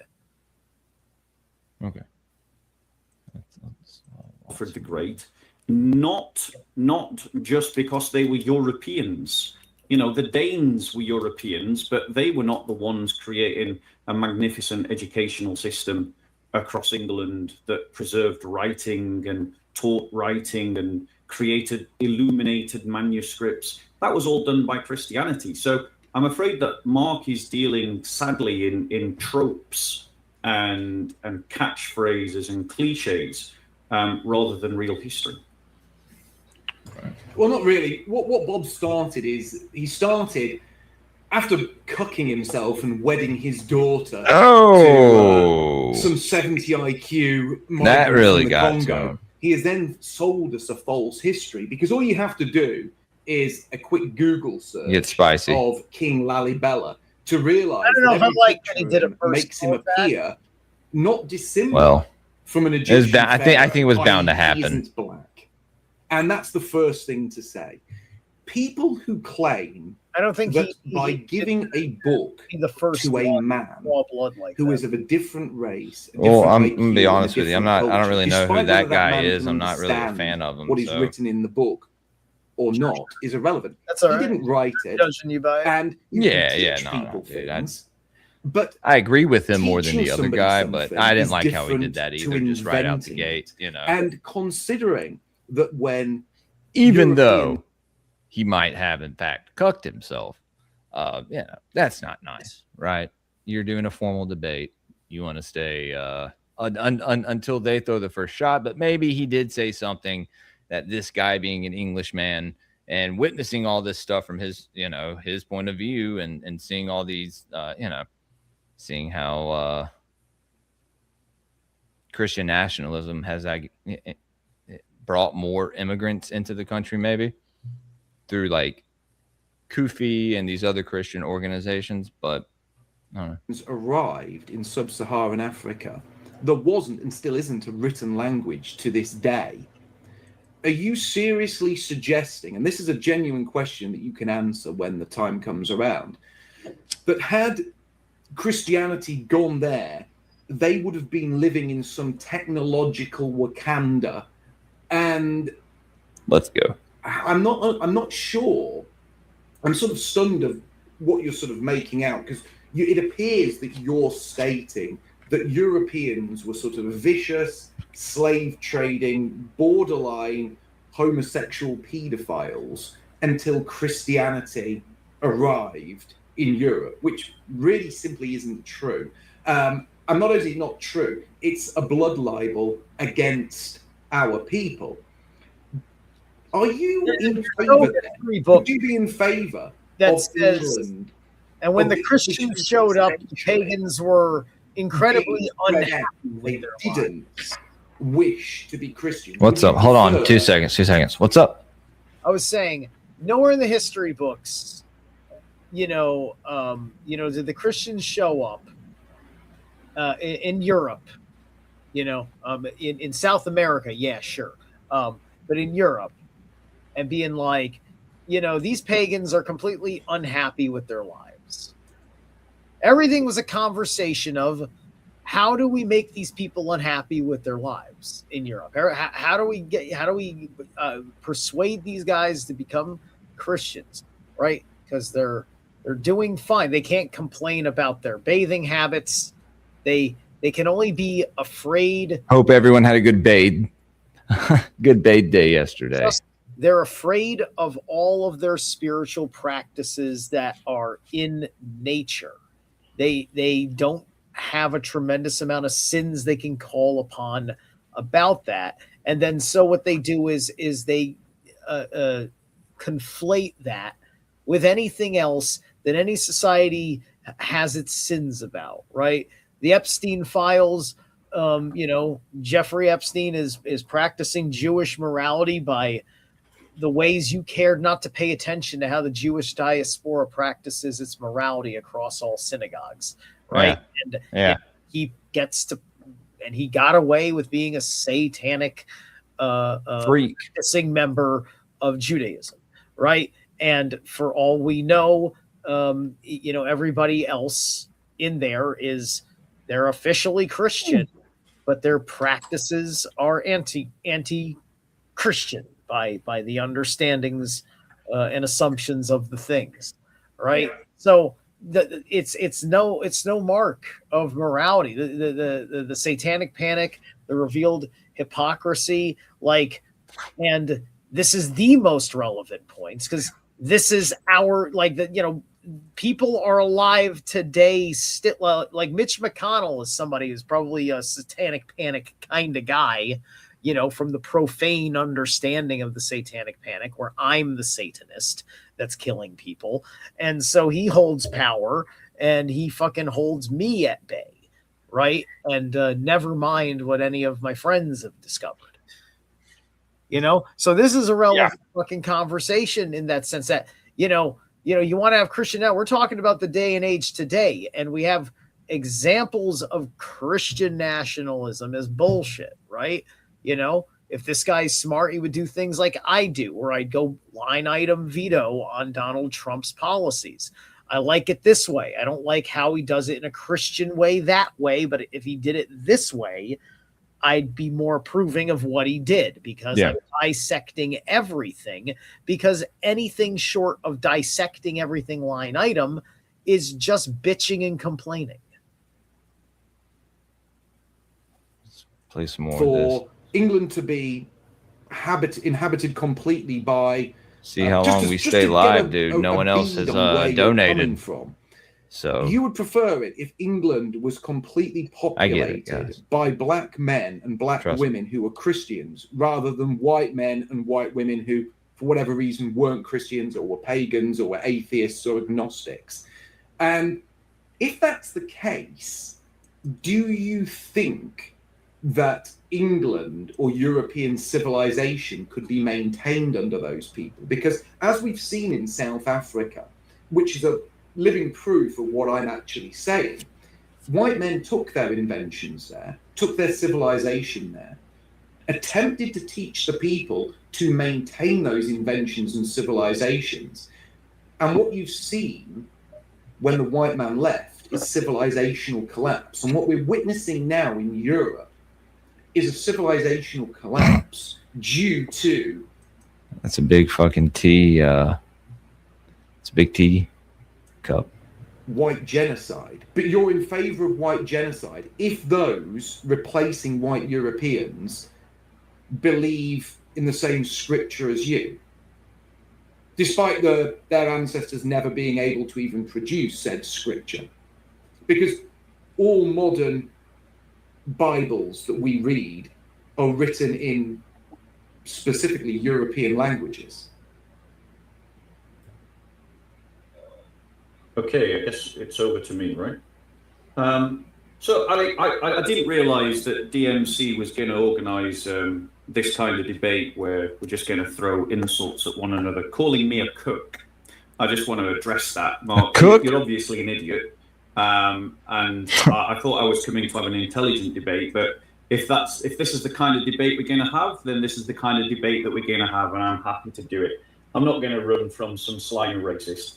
Now, you also muckied the water of this debate, because nowhere did I characterize European civilization as being a bunch of pedophiles at all. What I pointed out was historical facts that you just were not aware of, or you just whitewashed, ironically, from the history, which is that Greco-Roman civilization commonly practiced pediastry. They commonly practiced buggery. It was a normative transaction between student and teacher to bugger one another. Boys. Okay. Zerilath, where would he have found that information? Oh, I'm sure that there's probably a writing of an account of it somewhere, and then he's going to assume, because of the point of pagan morality in which the account is, that it was something that all of at least those who worship that god would have done. You see how that, how that works? It's all about how people want to rationalize what they believe no one could know better, right? If you believe you have the highest widespread and discursive understanding of a particular idea, then you can sit there and act like the authority of God on the matter. The people who scribed the Bible phrased it in exactly that way, so that way it was in its self-confidential declarations. No, muted. Fuck, man. Well, what I said about the pedophiles earlier, and it kind of applies the same to homosexuals in pagan society. Like, it wasn't accepted, really, right? It was against the natural law, and so right. So it's just kind of, you know, I don't know, Right. but hearing that all the time. And then and once again, it's also the true argument is that it happens in Christian society all the time. You know, the only difference is that you people are not morally intelligent enough to know it without it being written in a book of authority. That's nobody wants to phrase it that way. So that gives the Christian the ability to say you're trying to defend immorality. And I think that not enough people try to defend it the way that I am saying it in a debate, as far as, do you actually care about conveying something, or do you care about doing your best at making the awful thing you said sound good? Yeah. Right? That's the difference for me when I judge debates. Good by men. Spartans used to do it quite often. Spartans. And Christianity helped to remove that. We're going to do a whole episode on debunking the Spartan fag myth or chomo myth. Yeah, definitely. That's what Escaping Edom is going to be about, basically. The reflections of history of what the Spartans did to themselves is what ended that. The Spartans, during their age, they conducted themselves in the heroic age accordingly that way. And then eventually they lost their own genetic integrity due to being too extreme in their commitment to their physical regiments. They couldn't evolve with what was necessary, with the consequences of how they were projecting themselves out into the rest of the civilization. So they eventually just blended into Greek society as a whole, as they became more of an ethnic group within a nation. That's what happened to them, right? Oh, yeah. Hey, shout out to Æsiric Media. Thanks, man. Yeah, no, I had commented on it earlier this week on the timeline when he had mentioned that he would rather his daughter marry an African, a Christian African from the Congo, rather than a pagan European. And oof, right? Like, which also the thing is that right, and yeah, it's like saying, like, it establishes I would have a limit to my nationalism there, so I would not have my daughter commit the moral sin of racism. Yeah. Right. You know, it's kind of funny how he put it right out there. First and foremost, he established his position, and I think he knew what he was doing. Would love to have you on, Æsiric. By the way, dude, love your meditations. I've used them in my own spiritual, walk, and it's being really fairly new into ancestral faith. They have it's somewhat helped tremendously. So thank you for making those, and would love to have you on sometime, dude. I know you and Headless do the space a bunch, so just get at me if you'd like to. Thank you. In tribe preference is probably the best word. Let's go. Hail the gods.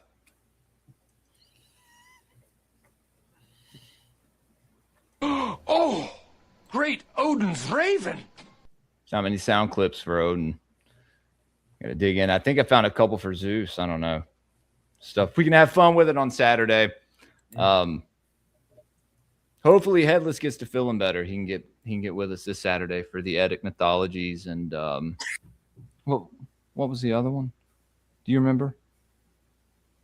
Æsiric mythologies, and I'm gonna find out right now. Was it some of the Shakespeare that Brady's bringing to the table? No, but I'm gonna have him on. No, it's Æsiric mythologies and the Germania. Part 2 of the Germania by Tacitus. Yeah. That's going to be cool. Me and my wife we listened to it on the way back from Virginia. So, as well as the Voluspa and some other things that she wanted to hear. Yeah, man. Cool. Hail the wheel. Hail the wheel. Degeneracy from the European civilization, along with infanticide. We in Greco-Roman civilization used to leave children exposed on the street to die. And what kind of things did it replace it with?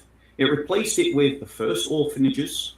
It replaced it with the first hospitals. It replaced it with a catechism system that then goes on to establish all that leads into an educational tradition that leads right into the universities in the medieval period.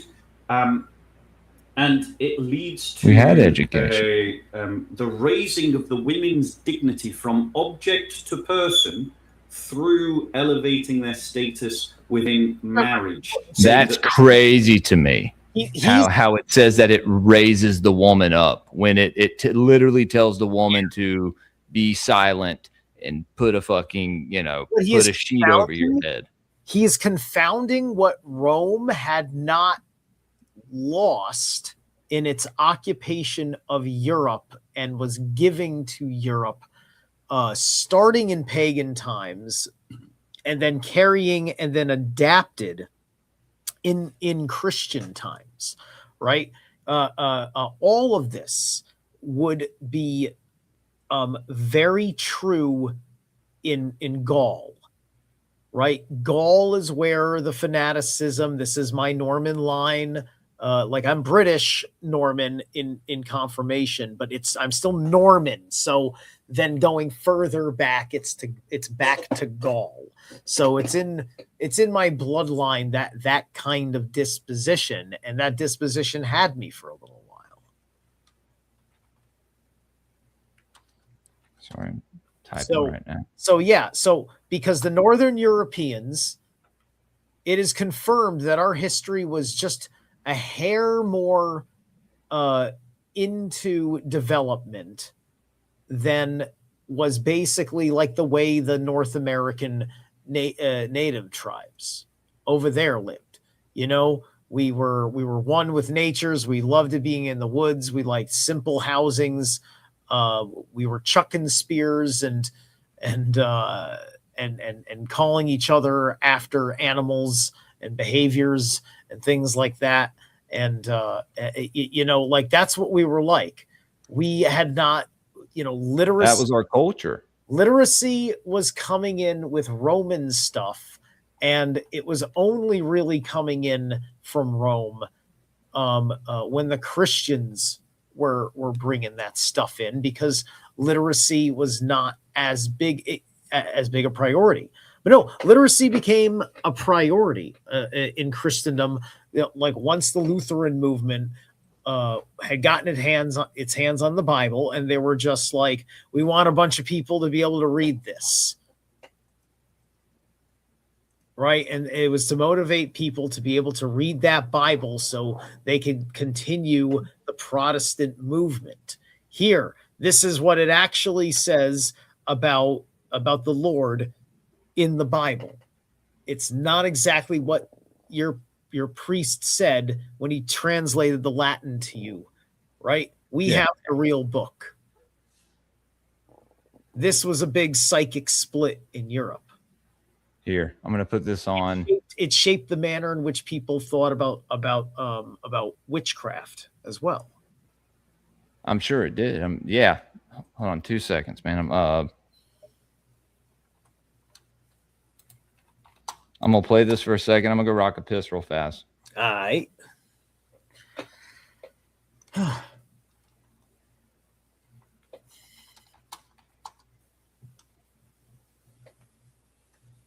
right. They couldn't just be divorced willy-nilly, as was common in the Greco-Roman period. So the point that I'm trying to get across to you, Mark, is that you're living by a narrative about European civilization that just doesn't bear true to the facts. And you also made false statements about Africa as well, saying that they didn't have a written language. That's not true. The Ethiopians and the Copts both had written languages. So, for example, in Ethiopia, the Sabaean text, which was a Semitic script, was transferred by traders from southern Arabia into Ethiopia by between 500 and 900 before Christ. And frankly, if the choice of marrying a daughter, if God ever blesses me with a daughter, if I had to choose between marrying her to a Christian Congolese guy or someone like you, I would 100% want to marry my daughter to that Congolese guy, because they would be contributing something good to my family.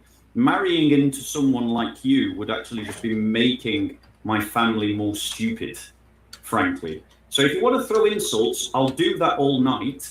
We can happily do that. But you call me cook again, and that'll be the tone of the debate for the rest of the evening. We'll try and calm the tone of the debate down now. I'm enjoying insulting him again. And the reason I'm enjoying the tone of the debate is because what'd you say? Again, sorry, let me pause it. Bob is embarrassed.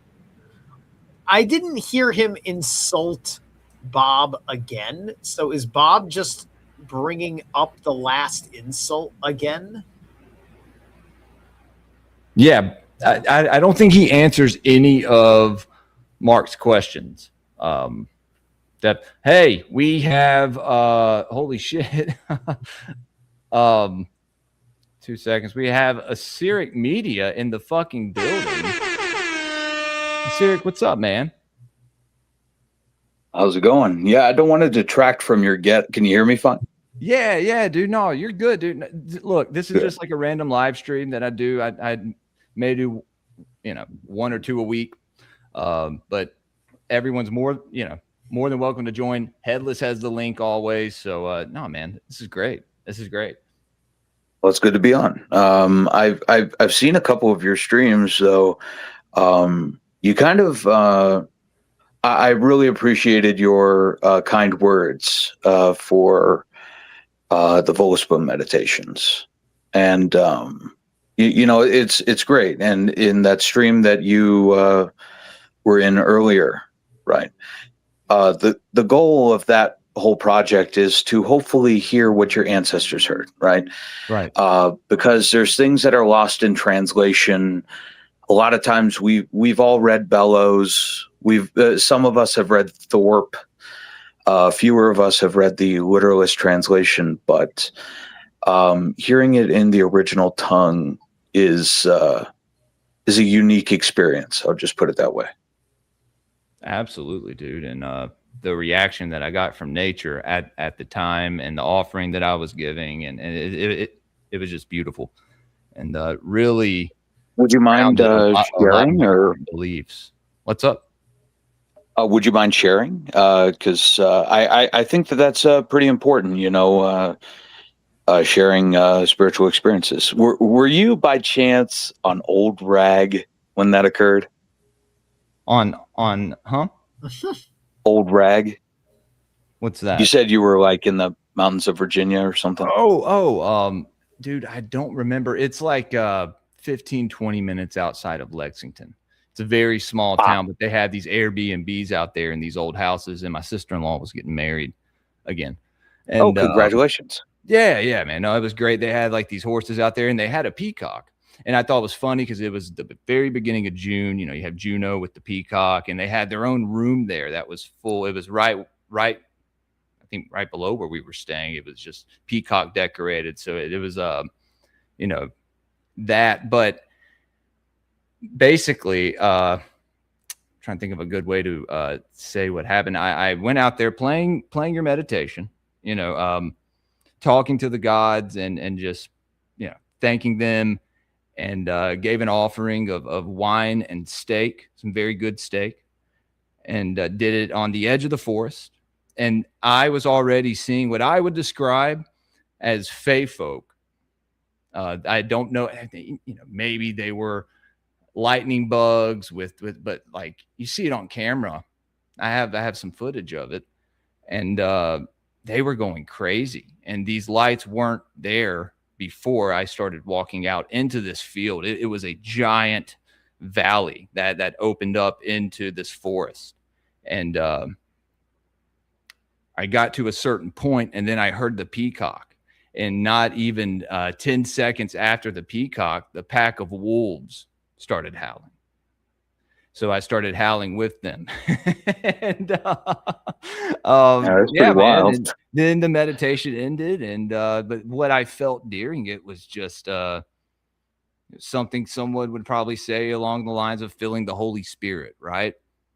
Feeling that connection with the divine, with what we would call our ancestors, and that spirit, that ancestral spirit, which is what drove me more towards the ancestral, faith path, because I was a Christian mystic, Christian conspiracy mystic for the first, couple years of my podcast. I started doing the rejects with Headless. We started doing the Rustic God show, and I was doing shows with Headless and Zerilath and Stein from the Greyhorn Pagans. And I was like, these guys don't worship demons, and then you kind of get race pilled, and, you realize what's going on, I guess first. How did you come across my channel, if you don't mind me asking? Through Headless, and through the space. He's a good man. Through the CQ space. Yeah, man. Yeah, definitely. You guys. Look, I understand that there's some disagreement between the rejects guests and the anti-Plato stance. And it's one of those things, and it'll work itself out. But for the most part, what our argument is very simple, and it's spiritual sovereignty, right? Going back to your own roots is a good thing, because your past is part of who you are, and it informs how you're going to be moving into the future. It completes you. Whereas if you disconnect yourself from the past, it even talks about this in Romans 11.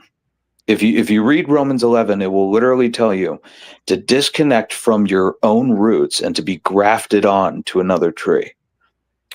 And have you done gardening, out of curiosity? I've done a little bit of it. We actually buried an oak tree about a month or two back, and it's pretty it's flourishing. It's doing good. That's amazing. Yeah, man. By the way, my daughter if you and bury she actually helped me carve some runes.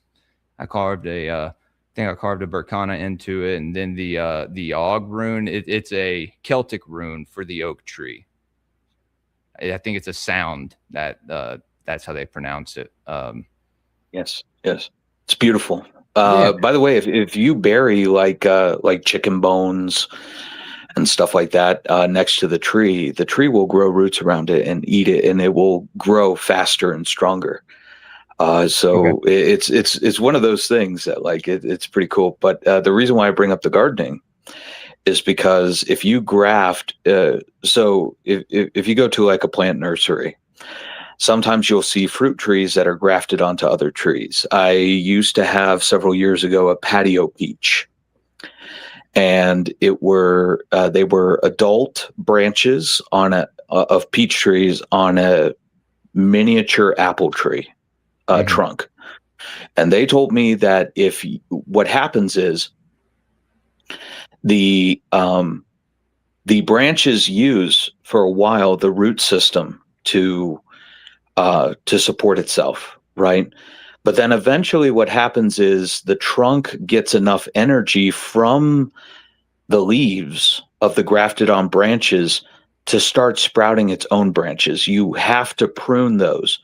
And if you don't prune those, what will happen is when the apple tree eventually grows back its branches, it'll kill the grafted on portion as an invader, right? As a parasite. And when you know that, by the way, this is called root stock recursion, I think, if memory serves. but it's a real phenomenon, and the ancients knew about it, and I think that has very sinister implications and applications when you look at Romans 11. And so, yeah, it's about spiritual sovereignty, getting back to our roots, untangled, and that's a good thing, actually. Yeah, man. But we shouldn't be ashamed of that. No, not at all. And I've often said, our ancestors didn't worship demons, and that was one of the first things that I, came to terms with. But I call it spiritual Stockholm syndrome, right? Because most people, it seems that they're forced into it out of this fear, right? And you have to kind of break that, and it's a mental thing, There is nothing that is true that has to threaten you or coerce you into it. Absolutely.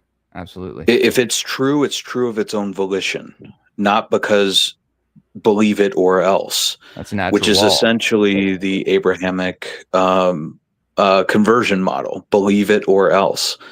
That doesn't speak to me as something that inherently has truth and value to it, in my opinion. Right. Well, and you had mentioned the branch, you're cut off of Yggdrasil to get, like plastered or somehow put onto another tree that's not your tree. But in order to reach salvation, you have to reach it through this certain route. Right. And that's just, like I said, kind of spiritual Stockholm syndrome, that whole, and I think this debate, I don't know if Mark practices ancestral faith or not, but I agree with him probably a lot more than I wouldn't have. I saw him on Adam's show not too long ago, and they had a disagreement, obviously, because Mark was like, well, Jesus may have been white, and and that's look, man, I've seen all silly. Sorts of craziness. Right. I've seen, and this mostly comes from Robert Seffer, right? And that I've heard that the Yellow Emperor of China is called the Yellow Emperor because he had blonde hair. so silly. I've heard that Genghis Khan was actually a ginger. I've heard that Mansa Musa was actually a white man. This is just insanity. Yeah. And, we have to be proud of actually who we are. We don't need to steal other people's cultures or achievements.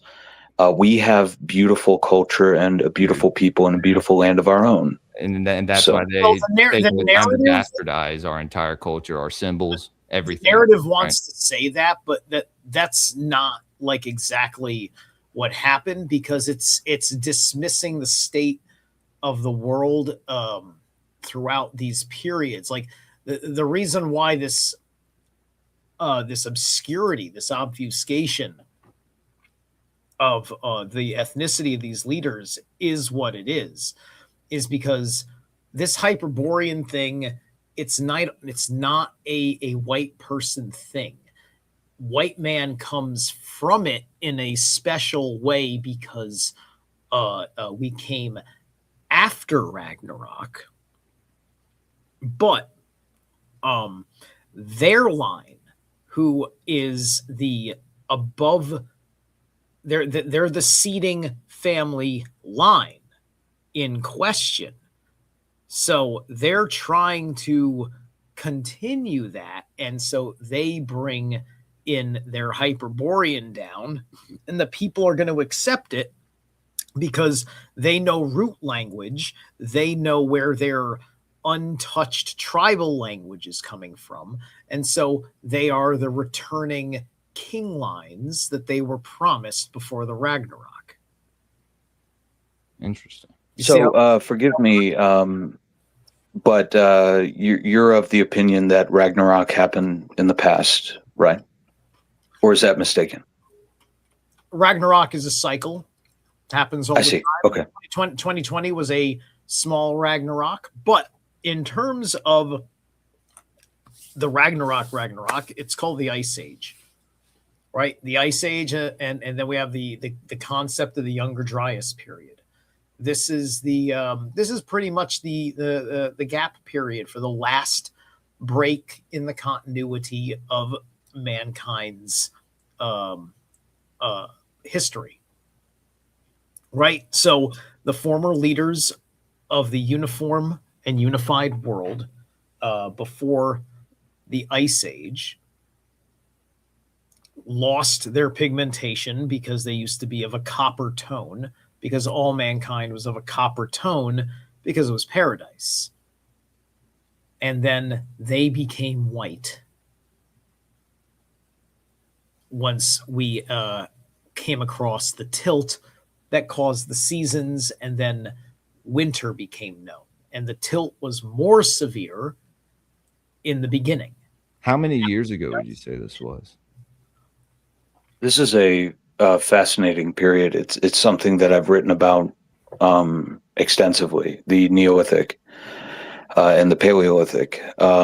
There was writing 40,000 years ago in Europe, and it's amazing. I can actually show you pictures of I have to runes get you on. We have to book the episode together, man.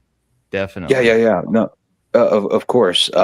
One of the most amazing things, and I'm sure that your audience will love this, is the oldest evidence of polytheism we know of is 40,000 years ago in a cave in Ice Age Germany, carved out of a mammoth tusk. It was a god, no doubt. 40,000 with the body of a 40,000, like 20,000. I didn't think it was 40,000. Wow, dude. Because I knew 40,000 years old. Step for a certain amount of time, right? I don't know your opinion on the whole Pontic step thing and all that. I don't think we all just like came from there. I think we may have migrated there at some point, and then we lived there, and then we moved. But it's a complicated subject. I'm sure that I don't want to detract from the space. I hear you. But what I would tell you is that it's the lion-headed man. If you look this up, it's a beautiful piece of a beautiful piece of our ancestral faith, going back so far we can't even fathom. And it was at this time that we were fighting actual monsters, like in real life. We were fighting cave bears, saber-toothed cats, woolly rhinoceros, woolly mammoths. Is this the Lowen? Yes. Okay. So if you got a picture, prehistoric ivory sculpture. It's a beautiful piece of history. It's found where again? Germany, southern Germany. I'm going to see if this is it. Okay. So close to the Alps, yeah. Okay, gotcha. So what its tusk was it like a saber-toothed tiger tusk? Is this it, Æsiric? A mammoth tusk. Yeah, mammoth ivory. Tusks. Wow. Is this it? And there were several of those, but that one was the biggest one that they found. And it was estimated that it took 400 man-hours to carve something like that. And that's a lot of time, right, to carve one statue. Meaning that, these people took this seriously, right? And it's the oldest evidence of polytheism on the planet is in Ice Age Europe. And I think that that's amazing. Consequently, you also have the earliest evidence of writing, proto-writing on the planet. If you look up, of course, the studies came out and they were crazy, but there was a badass archaeologist lady. Her name was Dr. Genevieve von Pitzinger of Canada. And if you look up the 32 Ice Age symbols, you'll be able to see that these symbols were used ubiquitously from the Iberian Peninsula all the way to the Ukrainian steppe. Got him. I'm going to pull this up. All right. Right here? Yes. Oh, fuck me. Hold on. No, stop it. I fucking hate MacBooks. Oh, dude. Okay. Nope. How about this? Give me a second. Technology is supposed to help us, right? Dude, I swear. It gets worse. I know. Here, let me. And StreamYard doesn't help. I still need to learn OBS. I think it would help a lot. But yeah, and another thing that I wrote about, the oldest pigment and medicinal plants that we found was actually in a cave in southern Georgia near Tbilisi. And what they did was they processed woad. And woad is not it's very bitter if you try to eat it. But it does have some medicinal properties, right? Antibacterial, anti-parasitic types of qualities. But the one thing that it's very useful for, if you ferment the leaves, it turns into indigo dye, and it releases a compound called indigon. And they found in this cave outside of Tbilisi, they found a indigo processing plant, and this is 32,000 years old. So in other words, we were wearing blue, right? Indigo is kind of like a bluish purple, but we were wearing those types of dyes 30,000 years ago. Everybody thinks of the Paleolithic and the Neolithic as like, wearing fur, and some people were. Right. This is true. We found it. Right. But you see, or browns, but we were wearing blue. That's pretty cool, right? But you see, the problem is they were having an orgy on top of it, and so it's sinful. Oh, clearly, they were having fun. Why not? Yeah, that first one. I mean, that's something you see. The Æsiric, you see that's like a universal symbol for the sun, right? One of many, or maybe it's a star, a certain star. I feel like someone's explained it to me before. I felt like I looked at this before. I feel like some of the runes are like kind of in this too. Oh yeah. There, I can show you runes from caves in northern France and in southern Germany. And in fact, in southern France as well. Wunjo runes, I could show you Thurizaz runes. I could show you Algi's runes, right? I talked about from this time period. You may have not seen it, but I talked about on X how there's an Algi's rune right next to this stele of Sabazios. Yes. I have a lot of respect for Sabazius. The hand of Sabazius is something, used by the Orthodox Church as the blessed hand. And so it's a theme on the show, right? Like the Phrygian cap, hand of Sabazius, all the, If I may, right here, the Æsiric is Hagalaz in the younger Futhark. The cruciform could be Gebo. It could even be Nothes if we're not being too whatever about it. Line is obviously Isa. Half circle could be a Kenaz. You're right. Yeah. The open angle looks like Yera, kind of. Yes. Kind of like an inversion of Yera. That's the first one I saw. Then the scalariform could be interlocking Hagalazes, right? You have like a Fehu and an Ansuz in mirror form with the peniforms. Okay. The tectiform obviously has Tiwaz involved with it. This is so cool, dude. I fucking love it. The Oncaform is interesting because Y and J as sounds, and the question of writing, I'm not 100% sure, are this new kind of thing. This is why everybody's always talking about Jesus, Jesus. This is why it's Yera and Jera, right? The W sign is Ehwaz, and the Y sign is almost Algi's. And Algi's, yeah. That's and then I the love that zigzag, too. and then zigzag is Saulo. So the reason why I bring this up in particular is because there was a school of thought in the Victorian period, and it's not their fault because the Greeks themselves, they wrote I think it's Herodotus, if I'm not mistaken, in his histories, where he says that there was a time where the Greeks lost writing. And that's true. I mean, we do know that they had linear A and then eventually linear B. By the way, a goated script. I think that's a extremely beautiful script. If you haven't seen it, it's worth looking up. Linear B, linear B script. Okay. It's beautiful. But that's for the Greek folks. But the reason why I bring that up is because Herodotus says that they've lost writing and then they picked it back up from the Phoenicians, right? And as we know, the Phoenicians used a simplified form of Egyptian hieroglyphs. And that, according to them, turned into the Proto-Italic runes, which turned into the Latin alphabet. And then according to them, our runes, the Germanic runes, came from contact with Rome. And so the thing is that we're able to show that writing did not originate in the Middle East 5,000 years ago.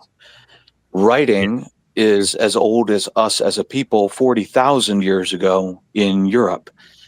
And that changes the dynamic entirely to the point where we do have something to be very proud of, that we innovated writing tens of thousands of years before anybody else. And I think that's pretty cool. Look at the Ka, man. You have a Wodan's cross right there. Look at this is linear B, correct? Yeah. Look at D. That's damn near the sign for Lucifer. See, that's Osphorus, right? Or what's his who is Lucifer in like the Greek pantheon? He's the son of Prometheus. Osphorus, right? Phosphorus and Prometheus. Okay. He's a Titan. That's one of the things that fucking did it to Æsiric was when me and Headless started doing the fucking Rustic God show together. And I started learning about all these different Greek gods from this Hellenic perspective. And then it changed a lot of what I thought I knew, man. And like we talked a lot about A24, that one movie production company that always inverts our culture and our traditions and rituals, with the begonia all the way to Midsummer and all that. Like we talked about a lot on that show. Really missed that show. Have you listened to my Plato song? No, I haven't. You have it on hand? Yeah, it's already published. I had a poll on Telegram asking people which song that they wanted released early from the soundtrack that I'm doing from a miniseries, The Axial Revolution. And it's going to tell the axial age from the other side of the story, right? The other side of the story. With some other things too, and why it's important. But it got a lot of people in a tizzy. So well, I like that y'all are challenging people's beliefs and stuff by just calling out Plato. I think it's hilarious because I learned about Plato. I think Richard, I don't know if it was Richard Ruach. No, that was the Rosicrucian episode. I think it was P.D. Newman and this one freighter guy. I don't know. He was this guy from the Golden Dawn, maybe. The Freemason guy. Yeah. We had done a Plato. I think it was part 3 of Plato, and that's the most I've ever learned about Plato. Right. I'm a big fan of Paracelsus. Big fan of. Look at that. I'm seeing this right here. Pe looks damn close to Pertho. Look how close it is. That's got to be a relationship. That's got to be a direct correlation. Big fan of Aristotle maybe too.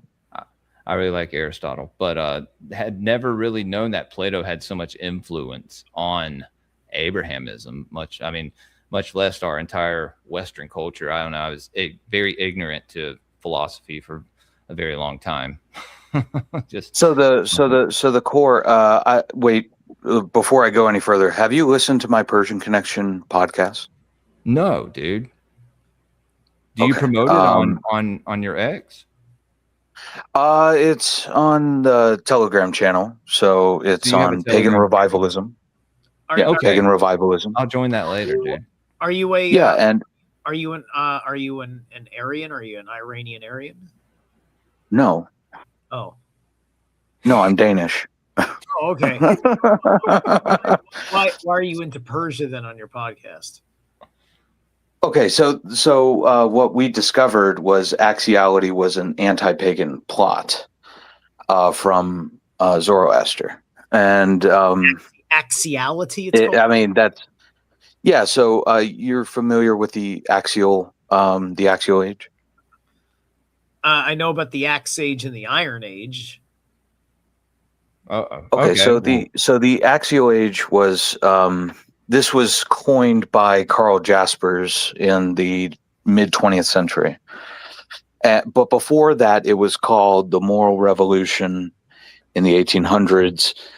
It was called Prisca Theologica by the medieval period, and even Neoplatonists themselves called it Prisca Theologica, or the primeval theology, right? And even Plato himself says that his tradition goes all the way back to Zoroaster. So this isn't like something new. In which Judaism goes back to Zoroastrianism, Well, right? the interesting thing, Diodorus, in his Life of Plato, and you can look this up, this is real.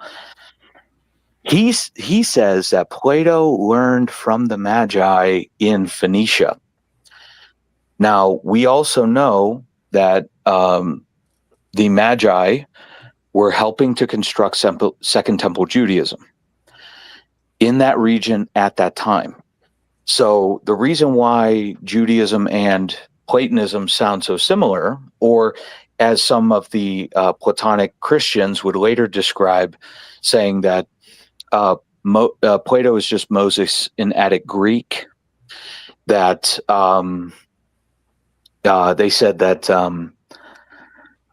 there are none closer to us Christians than the Platonists, and so on. And the reason why is because they got it from a common source at the same time by the same people.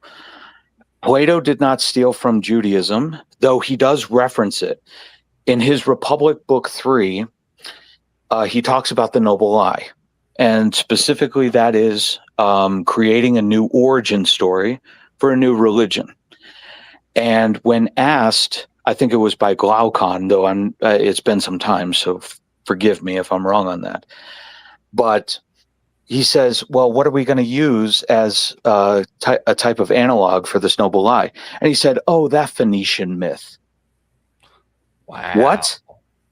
And so, and by the way, that was, wow. that's it. And by the way, the Greeks referred to that entire region of the lower Levant as Phoenicia. Really? So, yes. Okay. So he was talking about what the Magi were doing to Jews, and that's one big thing on my show that I also talk about is like the Moloch sacrifices. I debunked the Moloch was not a deity. All the Moloch sacrifices were done to Yahweh more so than to Baal, right? And it was done down in the Valley of Hinnom where people burnt their trash. But it was it's just that with the whole, people just kind of making up their own, which I do on an egregoric level, believe some things can exist in the metaphysical world. Right. But that's just like the mystic me talking. But when it comes down to it, man, I think this stuff is important to talk about. And, have you seen my commercial out of curiosity? What commercial? I need to pay more attention, I guess, dude. You could go. I mean, it's short. You could pull it up. Hans post. I see the Ruddy Boys. No. If you go on the YouTube, my YouTube channel. I thought you were talking. Yeah, you'll see the commercial for the Axial Revolution, and hold on. you could do a reaction. I think that's Okay, do so that it's if like you a want. video, like an actual. Yeah, it's short, Oh, okay. but I like it.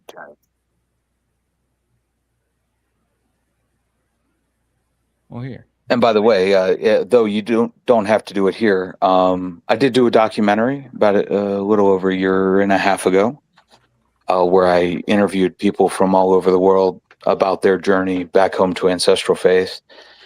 And you can find that on the YouTube channel as well, because that one, in my opinion, if I could die tomorrow, I would be happy that I made that particular video, because it tells the human side of coming home. Because so many of us, we focus on the mythology, we focus on the theology, but not many people focus on the human side. The esoteric. So I did. Right. Yeah. No, well, when you experience it happening, like, I don't know, just how more, I don't know, just how much more I respect family now, as far, because I have a rough past with my family, you know, like, it's a lot to get into, but, my wife's family, you know, just, I don't know. It's something that, I think they're trying to take from us. They, meaning, you know, the establishment as a whole, whatever you want to call them, the Jews or whatever, trying to strip away our I just identity. say society in general. They want to Right. atomize you so that you rely on the system more. There doesn't have to be any greater motive than that. I mean, think about it this way. It was national policy during the World Wars to have a victory garden. You were required as an American citizen to grow at least 50% of your diet on your own property. And the reason why was because most of the farms were utilized to get it to the soldiers right on the front line. And also to provide food security for the entire nation, because if something were to happen, then people would be okay, right? Generally speaking. And they stopped doing that in the 50s, instead going for grass lawns, which are very unproductive. And the reason why is abundantly obvious. It's because they want you reliant on the system for your food. And if the system is threatened, you will defend the system, because that is how you live. And so by atomizing people, by disconnecting people from the land, and then from the family, and then from their traditions, and then their identities. Strip them of their identity, or well, you strip them of their heritage, their culture, their traditions. Then you strip them of their identity. And then, like, what do they have left? The only thing they have is the system that took all those away. That's the only thing they have, and they will fight to the death for it. And that's kind of what you see with some of these more liberal guys. And I do feel bad for them, but you know, they are the product of. I understand why the government did it. You know, it was for control, okay? But at the same time, you shouldn't force control. You shouldn't coerce people by taking away what makes them them. They should happily give you power because you are doing their bidding, right? That's the whole point of a representative democracy. And if they go against it, right? If they want to go against it, well, they have to make people attached to the system. So, you know, I understand why, but in my opinion, the best form of protest is to become self-sufficient, self-reliant, get yourself disconnected from the system.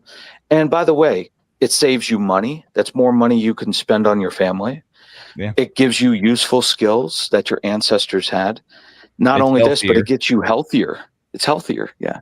But also in the event of an emergency, right? Like a hurricane, a tornado, a natural disaster, or hell, even a man-made disaster like a EMP or, you know, nuclear exchange or whatever, then you'll be okay.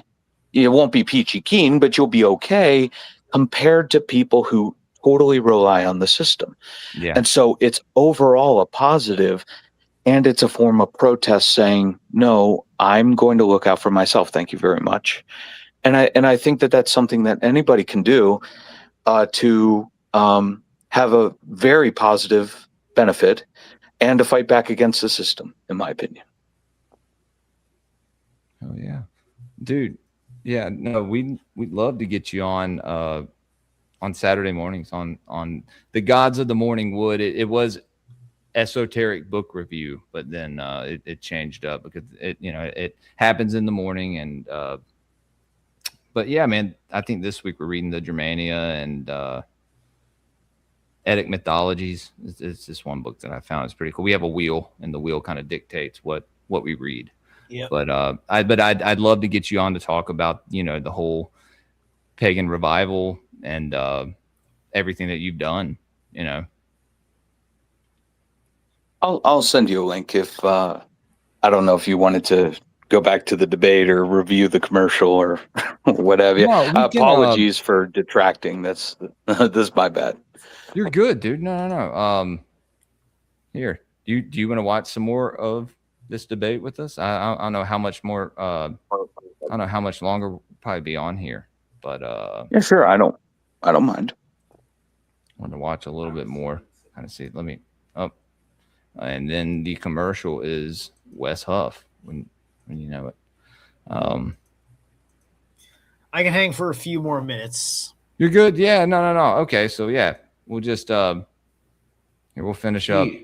Of people in the Congo is between 63 the chat and 65. That's the average, which means roughly half of the people living there have a lower IQ. If you look at historical European texts on IQ and mental health, those people would have been designated as having what we call now learning difficulties. In fact, if they were to stand trial in Britain at the moment under existing English law, they would benefit from special mitigation for having IQ that low. So when you say you would want your daughter to marry a man like that, you would effectively be condemning your offspring to having a lower IQ than they would inherit had she married a white European man. And that's exactly the point. All people of the world developed independently within their own ecosystem, and different pressures produce different people capable of different things. And Europeans had a unique trait that tended towards incredible civilizational development. Now, what you've done with Roman Greece is you've essentially taken two or three things and knocked down the Colosseum, the Parthenon, democracy, advanced seafaring vessels, metallurgy, leathercraft, aqueducts, things that genuinely changed people's lives and improved life on a civilizational level. But you've cherry-picked certain things and said, look, it just wouldn't have worked without Christianity. But it did. Now, Africa has basically been a basket case. And unfortunately, and I'm not talking for all Christians, because I understand there are good Christians out there, but your brand of ludicrous, cucked, race-blind Christianity is what gets naive young white. He knows that cuck word is getting him worked up. Treat those men as equals. That's potentially funny. Get raped or harmed. And then when it all goes wrong and the charity collapses in on itself, we are then somehow duty bound to opening our borders, taking those people, and that creates problems that we've seen here in Britain, where we bring people here, they are Christian, we're told they're going to fit in, and either they or their children commit the most heinous crimes on UK soil. And what you end up with then is cities like London, cities like Birmingham. They are a result of race-blind ideology. Now, whether that's race-blind liberalism, race-blind cultural Marxism, or race-blind Christianity, it leads to the same civilizational collapse as we've seen in South Africa. Okay, so I mean, I want to encourage Dan to bring on better quality of debaters going forward, because this entire debate is just going to be me having to go, no, I didn't say that. No, I didn't say that. Mark, if you're going to start doing lots of public debates, the way to do lots of public debates is got to try to engage with what someone actually says, and not do that rhetorical device of what's called muddying the water, which is when you speaking to the side. He does this shit like numerous times, and then put words and ideas into their mouth. So, I mean, it is pretty hard to know where to start, to be honest. But let's just start with this kind of argument that you're making, which is about IQ levels, which is, I think, based on very spurious data. I'd like you to publish, please, for the record, where you're getting your data sets from, who are the people behind those data sets, so that they can then be analyzed by people in the future. I obviously won't have time to analyze them in real time, but I suspect that the moment you publicize where you're getting your there was a pre-agreed upon aspect of debate. What's up? Pre-agreed upon aspect of the debate about what was reasonable to to cite, right? Like Bob here is making the criticism that Mark should be able to cite his data sets for those things, but he's saying that as his retort, which he also knows is an absurd request because it's not within the parameters of debate preparation that they agreed upon. So he mentions that as well. So that way he doesn't have to take responsibility for anything he just said. Absolutely. No, he portrays that. He doesn't answer any of Mark's questions the entire time. He doesn't answer any of them. He basically tells him, like, everything you just said, I didn't say. And then but he did say it in such a way, but it's just, it's very frustrating. Right. Even if he did say it, if somebody's got no idea who all three of these people are. I don't know the guy on the left. The guy in the middle I've seen. Could have just ignored everything that Mark said and got to just rebutting the points that he made. Because he also made point. It's just like he makes one little jab at him in his character amongst the points, and he'll waste more time protecting the jab at himself than talking about the points. So well, it's a great still frame, and rightly so. However, let's be clear. For the Christian, the measure of a person is not in their intellect. There are dumb white people and there are smart white people. And there are smart white people who are virtuous, and there are dumb white people who are virtuous. And there are smart white people who are full of vice, and there are dumb white people full of vice. And that is true of every kind of people everywhere. Christianity challenges this ethno-nationalist. literally that truth actually makes Mark's argument stronger. So is Mark smart enough to use those words against him? Because I would have been. Let's see. Bullshit metric of saying that what we want to do is measure people by their IQ, and we say no. What we want to measure people by is their virtue. God damn it! Sorry, guys. I don't have some Indian, some G. Their virtue, the intents of their heart, is going to proceed from their thoughts. Love, charity, goodness, kindness, gentleness, self-control. That we want to look for people who are prudent, people who pursue justice, people who have courage, people who are chaste. These are the things that we're looking for. People who are chaste. We have individual gods. Don't have children, please. That offends that offends Yahweh. Here's one of the things, right? Is when it comes to this, right? The universal ethics. I think that that is one of the major downfalls. It's the thing of which that has sowed our own destruction, in my opinion. You know, because what this guy is essentially saying is what we're looking for is people who have our values, and if they have our values, they're just as equal to us as anybody else. But on a biological level, that's not true. And you know, each people deserves their homeland.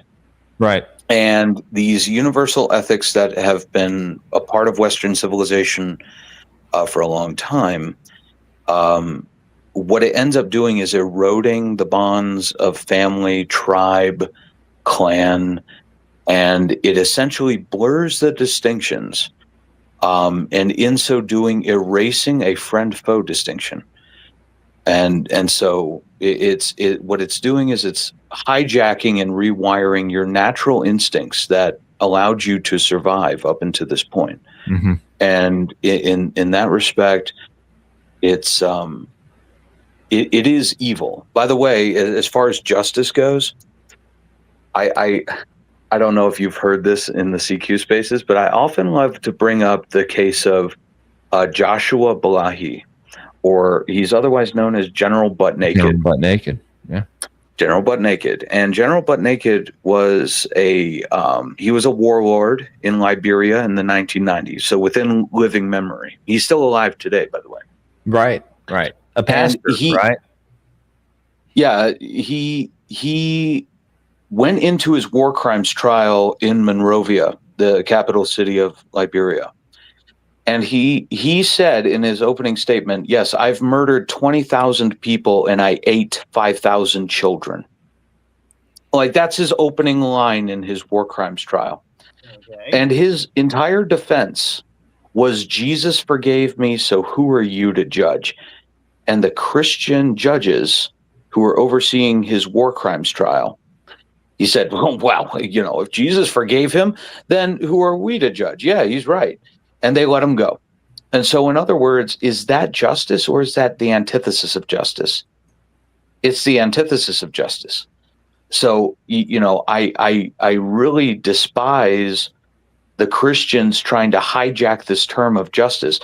Their religion is anti-justice because it is about grace.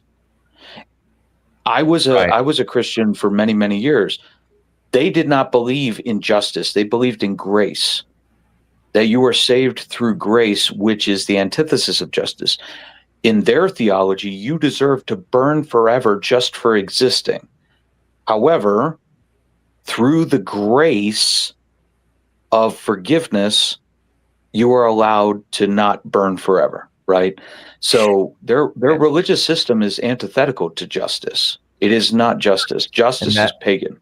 That's one of my favorite. That's one of my favorite. Sorry, Z. What's up? I was going to say that not every church has a mind that boils it down to that, right? Because it's a stretch of various things that are understood, right? It has a lot to do with how hard it is to kind of understand what's going on with when you die in the Old Testament, right? Because the Old Testament, when you think about it, right, there's very little transubstantiative conversations happening. Maybe in the Ethiopian 88, we got a magical story that's more giving us the Enoch goods, so, you know, where you have an idea of transcendental consciousness, right? But it's just like you die and you're put in Sheol, and it's not exactly clear what's going on with you and your soul in this no reincarnation kind of religion. You know what I mean? Yeah. Right? So, like, Christianity is built off of that, right? Which is part of the major distinctions that makes them not pagan. One of my favorite of the 147 Delphic maxims is be overcome by justice, you know, and Yes. Yeah, man. That's one of the ones that I hang on to. And by the way, ancestral faiths do have a form of forgiveness. It's called atonement, right? So when you mess up, it is your job to make things right as best as you can, right? It's your responsibility. You don't put it off on some deity. Yeah, if you say, by the way, this is true of Christian theology. This is why they go to death row. The missionaries, they will go to hospice units in the hospital. I've seen them, Right. for deathbed confessions, because they essentially say, as long as you say the magic words, then any bad things that you've ever done doesn't matter, except for one. There's only one unforgivable sin in all of Christianity. But if no matter what you've done, apart from that one thing, you can go into paradise. So you could be a serial killer, you could be a rapist, you could be whoever you want, and and as long as you say the magic words, you're totally fine. For example, Jeffrey Dahmer, serial killer in the United States, about a week and a half before he was murdered in prison, converted to Christianity and made it very public. And he was preaching the gospel and stuff like that. And he was murdered in prison. So is he in heaven? Well, according to Christian theology, no sin apart from blasphemy of the Holy Spirit. That's the only unforgivable sin. And so Jeffrey Dahmer, if you're a Christian, is in heaven. Joshua Balahi, or General Butt Naked, will be in heaven. The guy who murdered your cousin, right, will be in heaven, right, and stuff like that, if he says the right words in the right sequence before he dies. Scott Adams. And so is that justice? Absolutely not. Scott Adams took Pascal's wager on his way out. He converted to Christianity on his literal deathbed. Now, he didn't spend his whole life cursing fucking God or nothing like that, or doing. And that's the guy that created Dilbert. There's a guy who created Dilbert who foolishly had long-term, slowly was killed by the mRNA. Yeah. Yeah, he got the turbo cancer problem from his devotion to the mRNA, and it's been his atonement was this period of time where he got to talk about the mistake that he made until he died. Right. Well, so very, very sad, but he took Pascal's wager, and I think that that's something to be noted as one of these things, right? Because that one's an easy one for everybody, because we like him. He did right by my judgment that he goes to heaven, right? That guy is going to be afraid of man being the measure of all things. That this is what Christians are conditioned to be afraid of, is I'm afraid of man and his own judgment. I am going to use this book to pretend that we have something to cast off that responsibility. Yeah. Right? Because you can't be a religious nationalist without having a sacred scripture that has governmental guidance in its precepts. Right. Very few of the gods' stories are like stories that are like what the king would do. They are men of their kind in scenarios, in situations, and going through the motions. That's why those stories are there to guide us. Yeah, right? everything that guy listed that he wanted a civilization to have, that he wants the Bible to do. It's just like all of those qualities. There's a God in your pantheon. You don't even go outside of your pantheon, within your pantheon, that covers all those bases Odin wouldn't be able to help me worth a fucking shit unless Odin was capable of being a now god. Yeah, man. I mean, that's one of the things that drew me to ancestral faith was reading the sagas and the Eddas and all that stuff. And I was just like, where was this shit when I was a kid? Like, this is not given. Like, I'm buying my son to have them all probably for Christmas, I think. Yeah. And the tropes are ancient tropes buried in other mythologies where you're never meant to know that the themes were all originally coming from that stuff. So they gave us Tolkien, right? And granted, they still tried to kind of suppress Tolkien, but it was a different world back then. So it wasn't, so they had to pretend they weren't trying to suppress him. And the guy got the story under an oak tree, man. Yeah. Was there. Yeah. Yeah. So he was sitting under an oak tree and received this, comic downloads. Comic books tell handfuls of things, right? It's all about how much we're trying to save important concepts of mythology that is our inheritance, and how much we've had to change the characters and the settings of those stories. Yeah. Anyway, it's time for me to go to bed. Yeah. No, I was going to say, I think we've been on for a few hours. An unexpected visit from Æsiric Media, dude. Yeah. Thank you for coming on and hanging out with us, man. Well, thank you guys, and everybody give these guys a subscription if you haven't already. These are good people. Yeah, man. And guys, go to Æsiric's channel, check out his meditations, check out his videos, go check out the CQ Radio on X. If you are brave, go check it out. Shouts out Headless Giant and Unconquered Sun and all the rest of the guys in there. It's a fun debate space. It is. It is. I hate listening back and not hearing any Christians come up to debate. I'm like, fuck. And y'all have said it's kind of been like that lately. It's look, man, we've had people like you wouldn't believe. We've had guys from Timcast come on.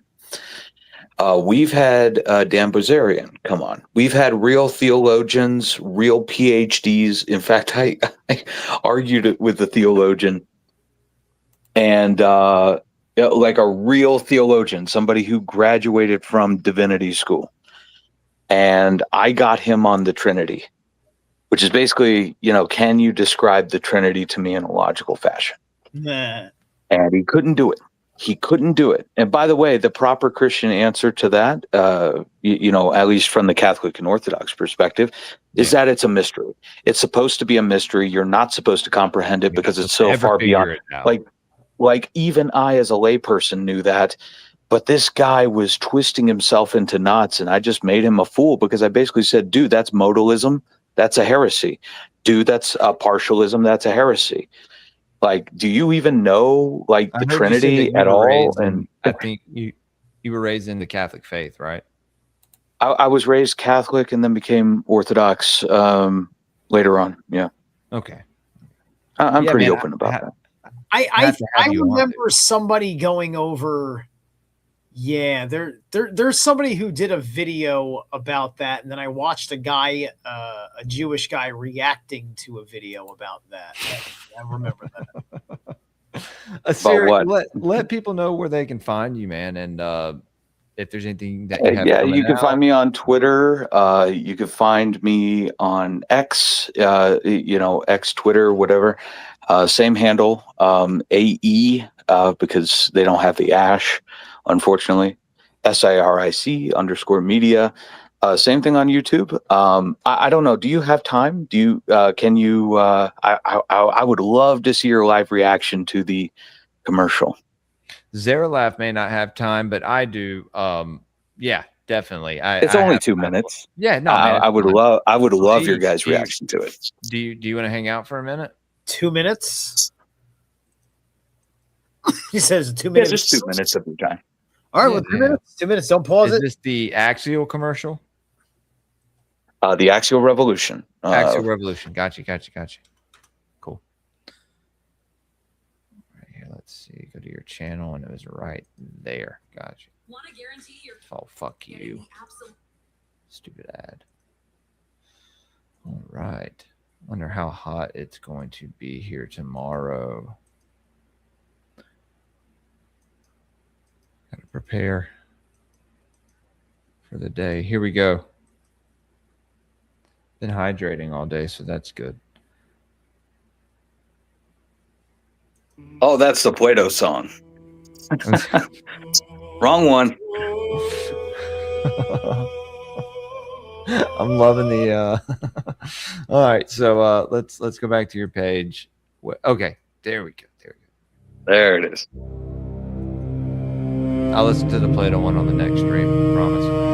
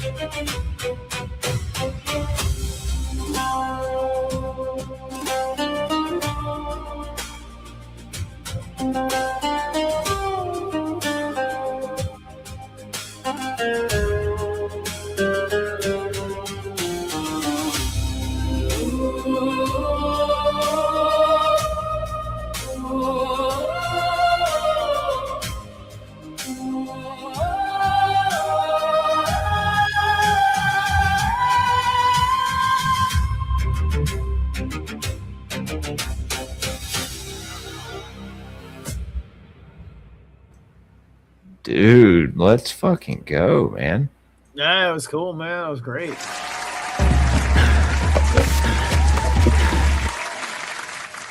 Well, you ain't seen nothing yet. So it's going to be a miniseries talking about the Axial Revolution, of course. And there's going to be an overarching story, very similar-ish to how I discovered it, which was basically like going through the history of how this occurred and stuff like that. You're going to find some really interesting stuff in there. I've heard But, I've heard you talk a little bit about it. tell us the other side of the story. You know, what happens when we lose our identity? What happens when the many become forcibly united? And of course, I understand full well that there's going to be accusations of bias. So I'm portraying the Axialists as what they believe, which is that they believe that they are the true, the holders of the truth. Yeah. Right. And everybody else is primitive, barbaric, evil, and stuff like that. And they view themselves as the good guys. But at the same time, I'm also framing it from the other side of the perspective, right? The ancestral faith side. And it tells an important story. What's the primary thing that they have that they say makes them the superior? Because they believe in universalism. Because they are not particular to a particular people. They are for everybody. Right. And not only this, but if you read of Zoroaster in the Gathas, in the Avesta, if you go to avesta.org, you can read it yourself. Essentially, the life of Zoroaster was he beheld Ahura Mazda at the riverbank. And he spent, if this is going to sound familiar, you know why I started to investigate the Persian connection. Because he passes through a body of water, then he goes off into the wilderness, right, for a set amount of time. I think it's 40 weeks. And he's tempted by Angramanyu, the Zoroastrian devil. Holy shit. And then he is sent to, in this case, Afghanistan, where it's he interacts with King Vishpun. And he tries to convert him, but the priests of the old religion were like, no, this guy, he doesn't know what he's talking about, and stuff like that. They imprison him. Then the king's horse falls ill. And then Zarathustra essentially says, I will heal one of your horse's legs for each thing that you do for me. He said, okay, name it. He said, first, you must convert to my religion. Second, you must make your family convert to my religion. Third, you must convert your whole country to my religion. And fourth, you must kill all of the priests of the old religion and destroy their temples. And so even in their own origin story, they are anti-pagan, right? In their own. And what's interesting, so check this out. Ahura Mazda is not a unique entity. It is the name. So here's what I want you to do, if you can. I want you to Google the 101 names of Ahura Mazda. It'll bring you to a Wikipedia page. I want you to look up number 44 and tell me what you see. I do know that he has some kind of relation with Anu from the Mesopotamian myths, right? Very close. Okay. Very close. Okay. Very close. For Varun, deliverer. Varuna. Varuna. Okay. So Varuna is in the Rig Veda, which was the original religion of the Indo-Iranian peoples. They had the big three, which was Agni, Mitra, and Agni, Varuna, and Indra. Okay. Indra was of the Devas. The Devas are the gods, right? And the Asuras are essentially like the Titans, right, of the Indo-Iranian people. And the thing was that Varuna was the original head of the original, like the Titans, like basically like Kronos. Right. And they were supplanted by the Devas. Now, the thing is that over time, the Asuras wanted to undermine the faith of the Devas. And so they would constantly try to get people to stop doing rituals, try to fight the Devas every once in a while. And essentially their greed for power and vengeance for the Devas taking over their position, they try to constantly undermine. And Varuna was the head of the Asuras. And by the way, so when Zarathustra, what he did was he inverted the pantheon. He said, actually, the Ahuras are good and the Devas are actually demons. And they're evil, actually. And so this was it wasn't the first. The first would be Atonism. And that's what I've heard you talk about. I think I've heard. I think I've heard Zerilath. Oh yeah, well. Atonism and the Exodus story. Michael Tessarion gets in and understands this issue very well. Oh, I've read about that. There was a book by Sigmund Freud actually on it called Moses and Monotheism. Right.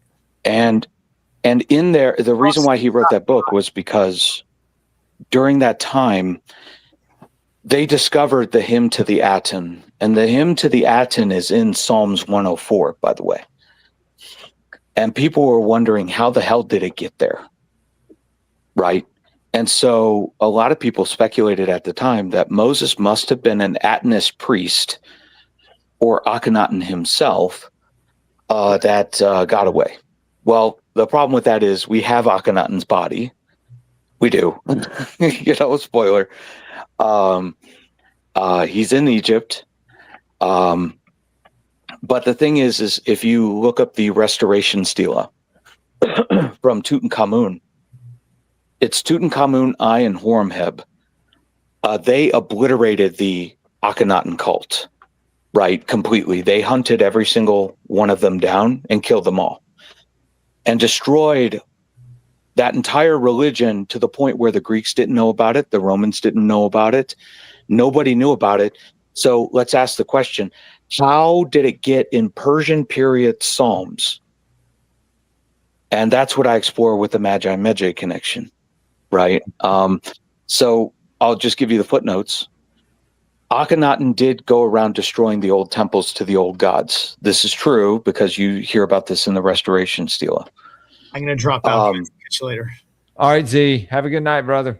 Oh, he's good. He's an hour ahead of me, so it's 1:30 for him. He has to work in the morning, I think. So. Oh, dang. Yeah. No, I definitely feel that. Good. You're good. But then you have the reemergence of a new universal sun god in Assyria. It's called Ashur. Could you look up the symbol for Ashur?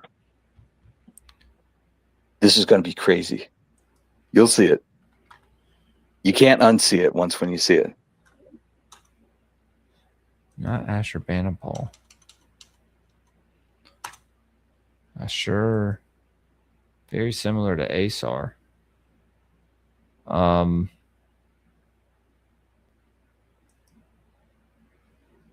Let's see.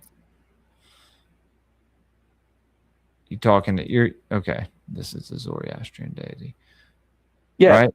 Okay. I'm just making sure I'm with a guy popping out of it. Thing. Yeah. Okay. Yeah, and that is the Zoroastrian symbol. Yeah. Winged sun disk with a guy popping out of it. Yeah. And so you have the birth of a new universal sun god in Assyria. By the way, if you read the Amarna letters, the Mitanni, who were an Indo-Iranian group, who had a kingdom up in northern Syria, they requested military aid from Akhenaten. And he sent his elite shock troopers called the Medjay. And they were the enforcers of Atenism. Okay. And so the reason why that's the case is because they were not mentioned after the Amarna period. The last chief of the Medjay, was in the Amarna period. There's no mention of them afterward, which is really weird. It's almost as if they were disbanded after Akhenaten because of what they did to the temples.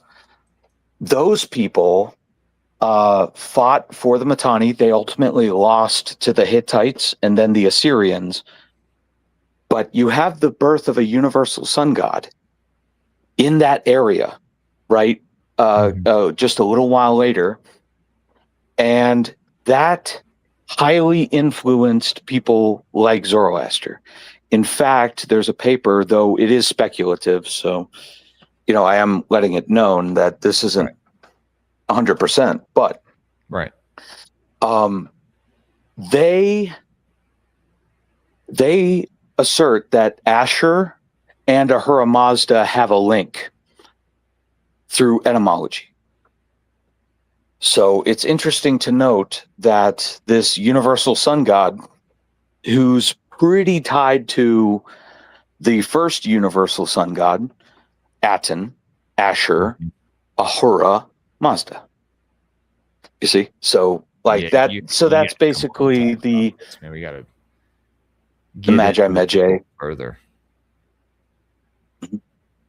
I'd like to explore, because when the first like year of my show, I was getting into the Sumerian myths and the Mesopotamian stories, and kind of relating those stories to like the Book of Enoch in the Old Testament, like the stories of Sodom and Gomorrah, is basically the two deities, Nergal, the god of the underworld, and Ninurta, son of Enlil, destroying cities of Marduk, I believe, their adversary, right?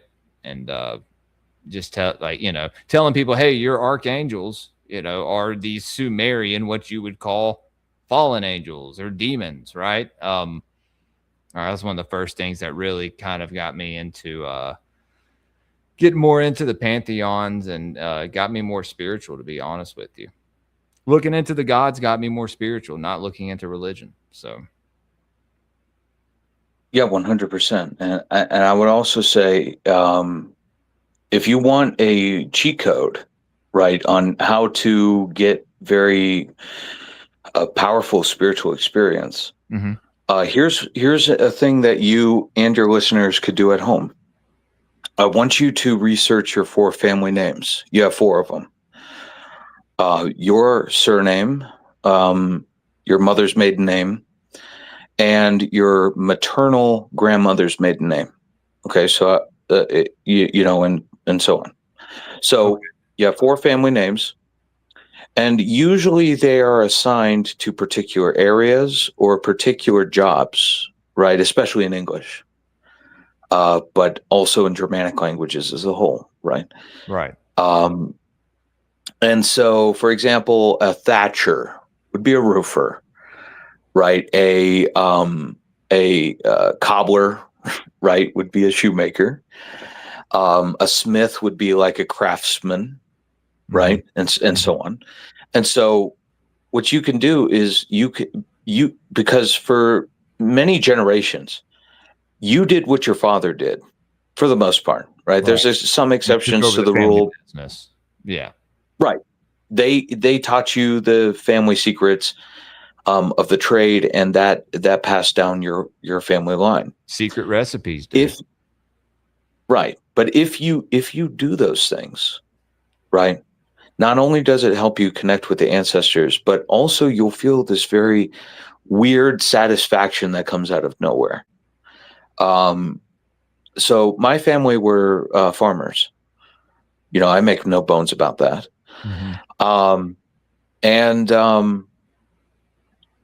When I got into gardening, I felt this extremely strange satisfaction. Like I've been missing this for years. And I remember when my brother was in a little bit of a funk, I told him, why don't you grow something? He said, grow something? I said, yeah, grow something. And he did. And he loved it. He sent me like baby pictures, like when the seeds sprouted in the wet washcloth and stuff. And he was giving me updates, and he felt really bad when he had to cut it down to do that. But interestingly, he sacrificed the best of his crop to the gods. I didn't have to tell him to do it. Wow. He felt like he should do that because it got him out of his funk. No shit. And now he's married. He's in a great career and all this other stuff. And so even as a hobby, it can if you want to figure out what you're into, figure out what your ancestors did for a living. You'll be surprised. And it really does have that healing aspect, and also the spiritual aspect of connecting with your forefathers and so on. And it's one of the tools that I often tell people if they're having trouble connecting spiritually, is to do what your ancestors did. In other words, as I say in the documentary, Come Home to Ancestral Faith, emulation is the highest form of veneration. right? A child, like, do you have a son? Yes. So has he gotten to the age where he plays with your tools? Yeah. Yeah. And why is he doing that? He likes to kind of work on his bike a little bit, and he'll help me do some stuff every now and then, or he'll try to do chores, right? Or try to he's curious. He's trying to do what you do. Yeah. It's because he loves you. You know, he wants to be like you. Yeah. Right. And that's probably the proudest moment in your life as a father, right? I'd say one of them. Yeah. One of them. Yeah, for sure. And so how much more true is that for the ancestors? And how much more true is that for the gods? Right? Yeah. Emulation is the highest form of veneration. When we do things to honor our ancestors, we do what they did. Because we're thinking of them, we're giving to them, we're doing for them in a lot of ways. And that, in my opinion, look, the incantations are wonderful, and I love those. The rituals are wonderful, and I love those. What the ancestors want is love, devotion, right? To say that, you know, we gave to you, and you know, we just ask for things, and you could do that through your daily actions. Right. You know, you can praise Thor by becoming stronger. You can praise Odin by becoming wiser, seeking wisdom like he did. And it partially our actions that can be a form of worship, daily worship. I'll give you a Greek example. There were statues of Hercules who was worshipped in gymnasiums. People would work out in honor of Hercules. So working out for them was a form of worship.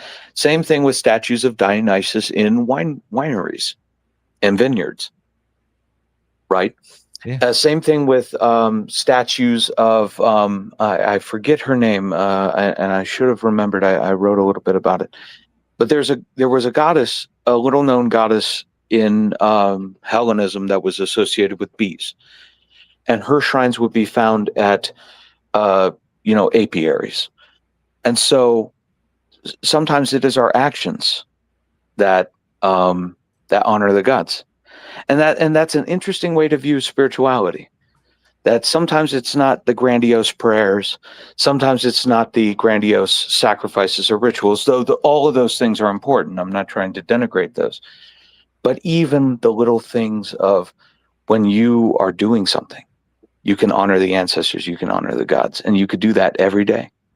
You're talking about, you know, Melissa. So I think the goddess is Melissa. She's a nymph. Associated with bees? Yes. The primary nymph and sacred figure identified as the bee goddess. There's no single major Olympian goddess exclusively of bees. So right. It's a minor goddess in Celtic mythology. I think I swear somewhere else. I don't know. But no, dude, thank you so much for coming on and hanging out with me tonight, man. This was definitely thank you for inviting me. I appreciate it. Yeah, dude, for sure. And I'd love to get you on Gods of the Morningwood. I'd love for you to come hang out with all of us.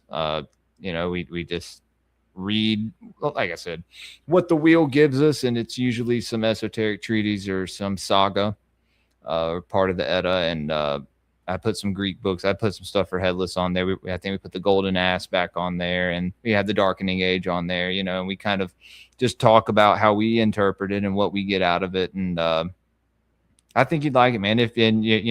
You're always welcome. It's on Saturday mornings, but I'd still like to get you on for an interview and just to talk about your pagan revival stuff and all that. We can talk a lot more about the gods. And I'll send you a link privately I'll send you a link privately in your DM, so you could save it, download it if you want, to the Persian Connection. Can you save OGG or do you need an MP3?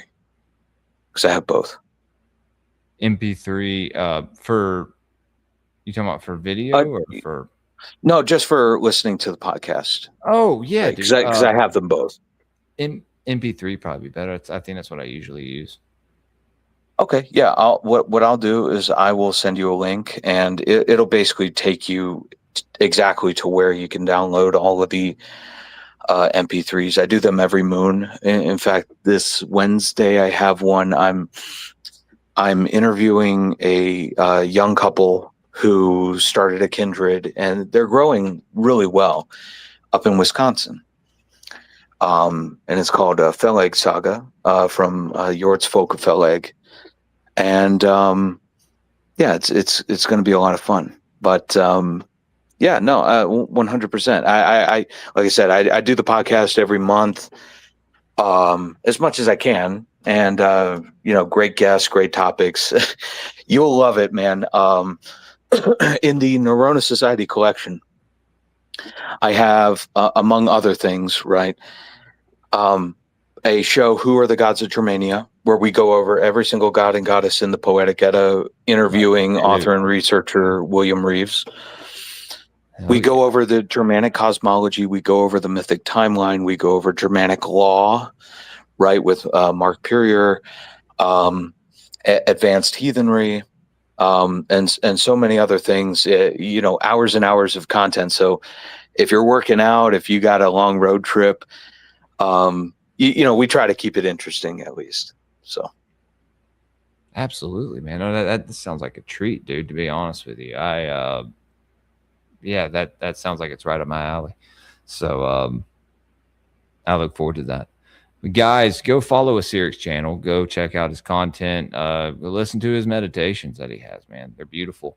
And you can catch me later this week, Gods of the Morning Wood. I think I'm going on White Rabbit podcast. He is bravely invited me on. It's the first podcast I've been on or been invited on in some months. So as of my new path, I've lost some burned some bridges, I guess, without even trying to. Look, man, it is what it is. It is what it is, bro. Yeah, no, and I wish everyone well. Look,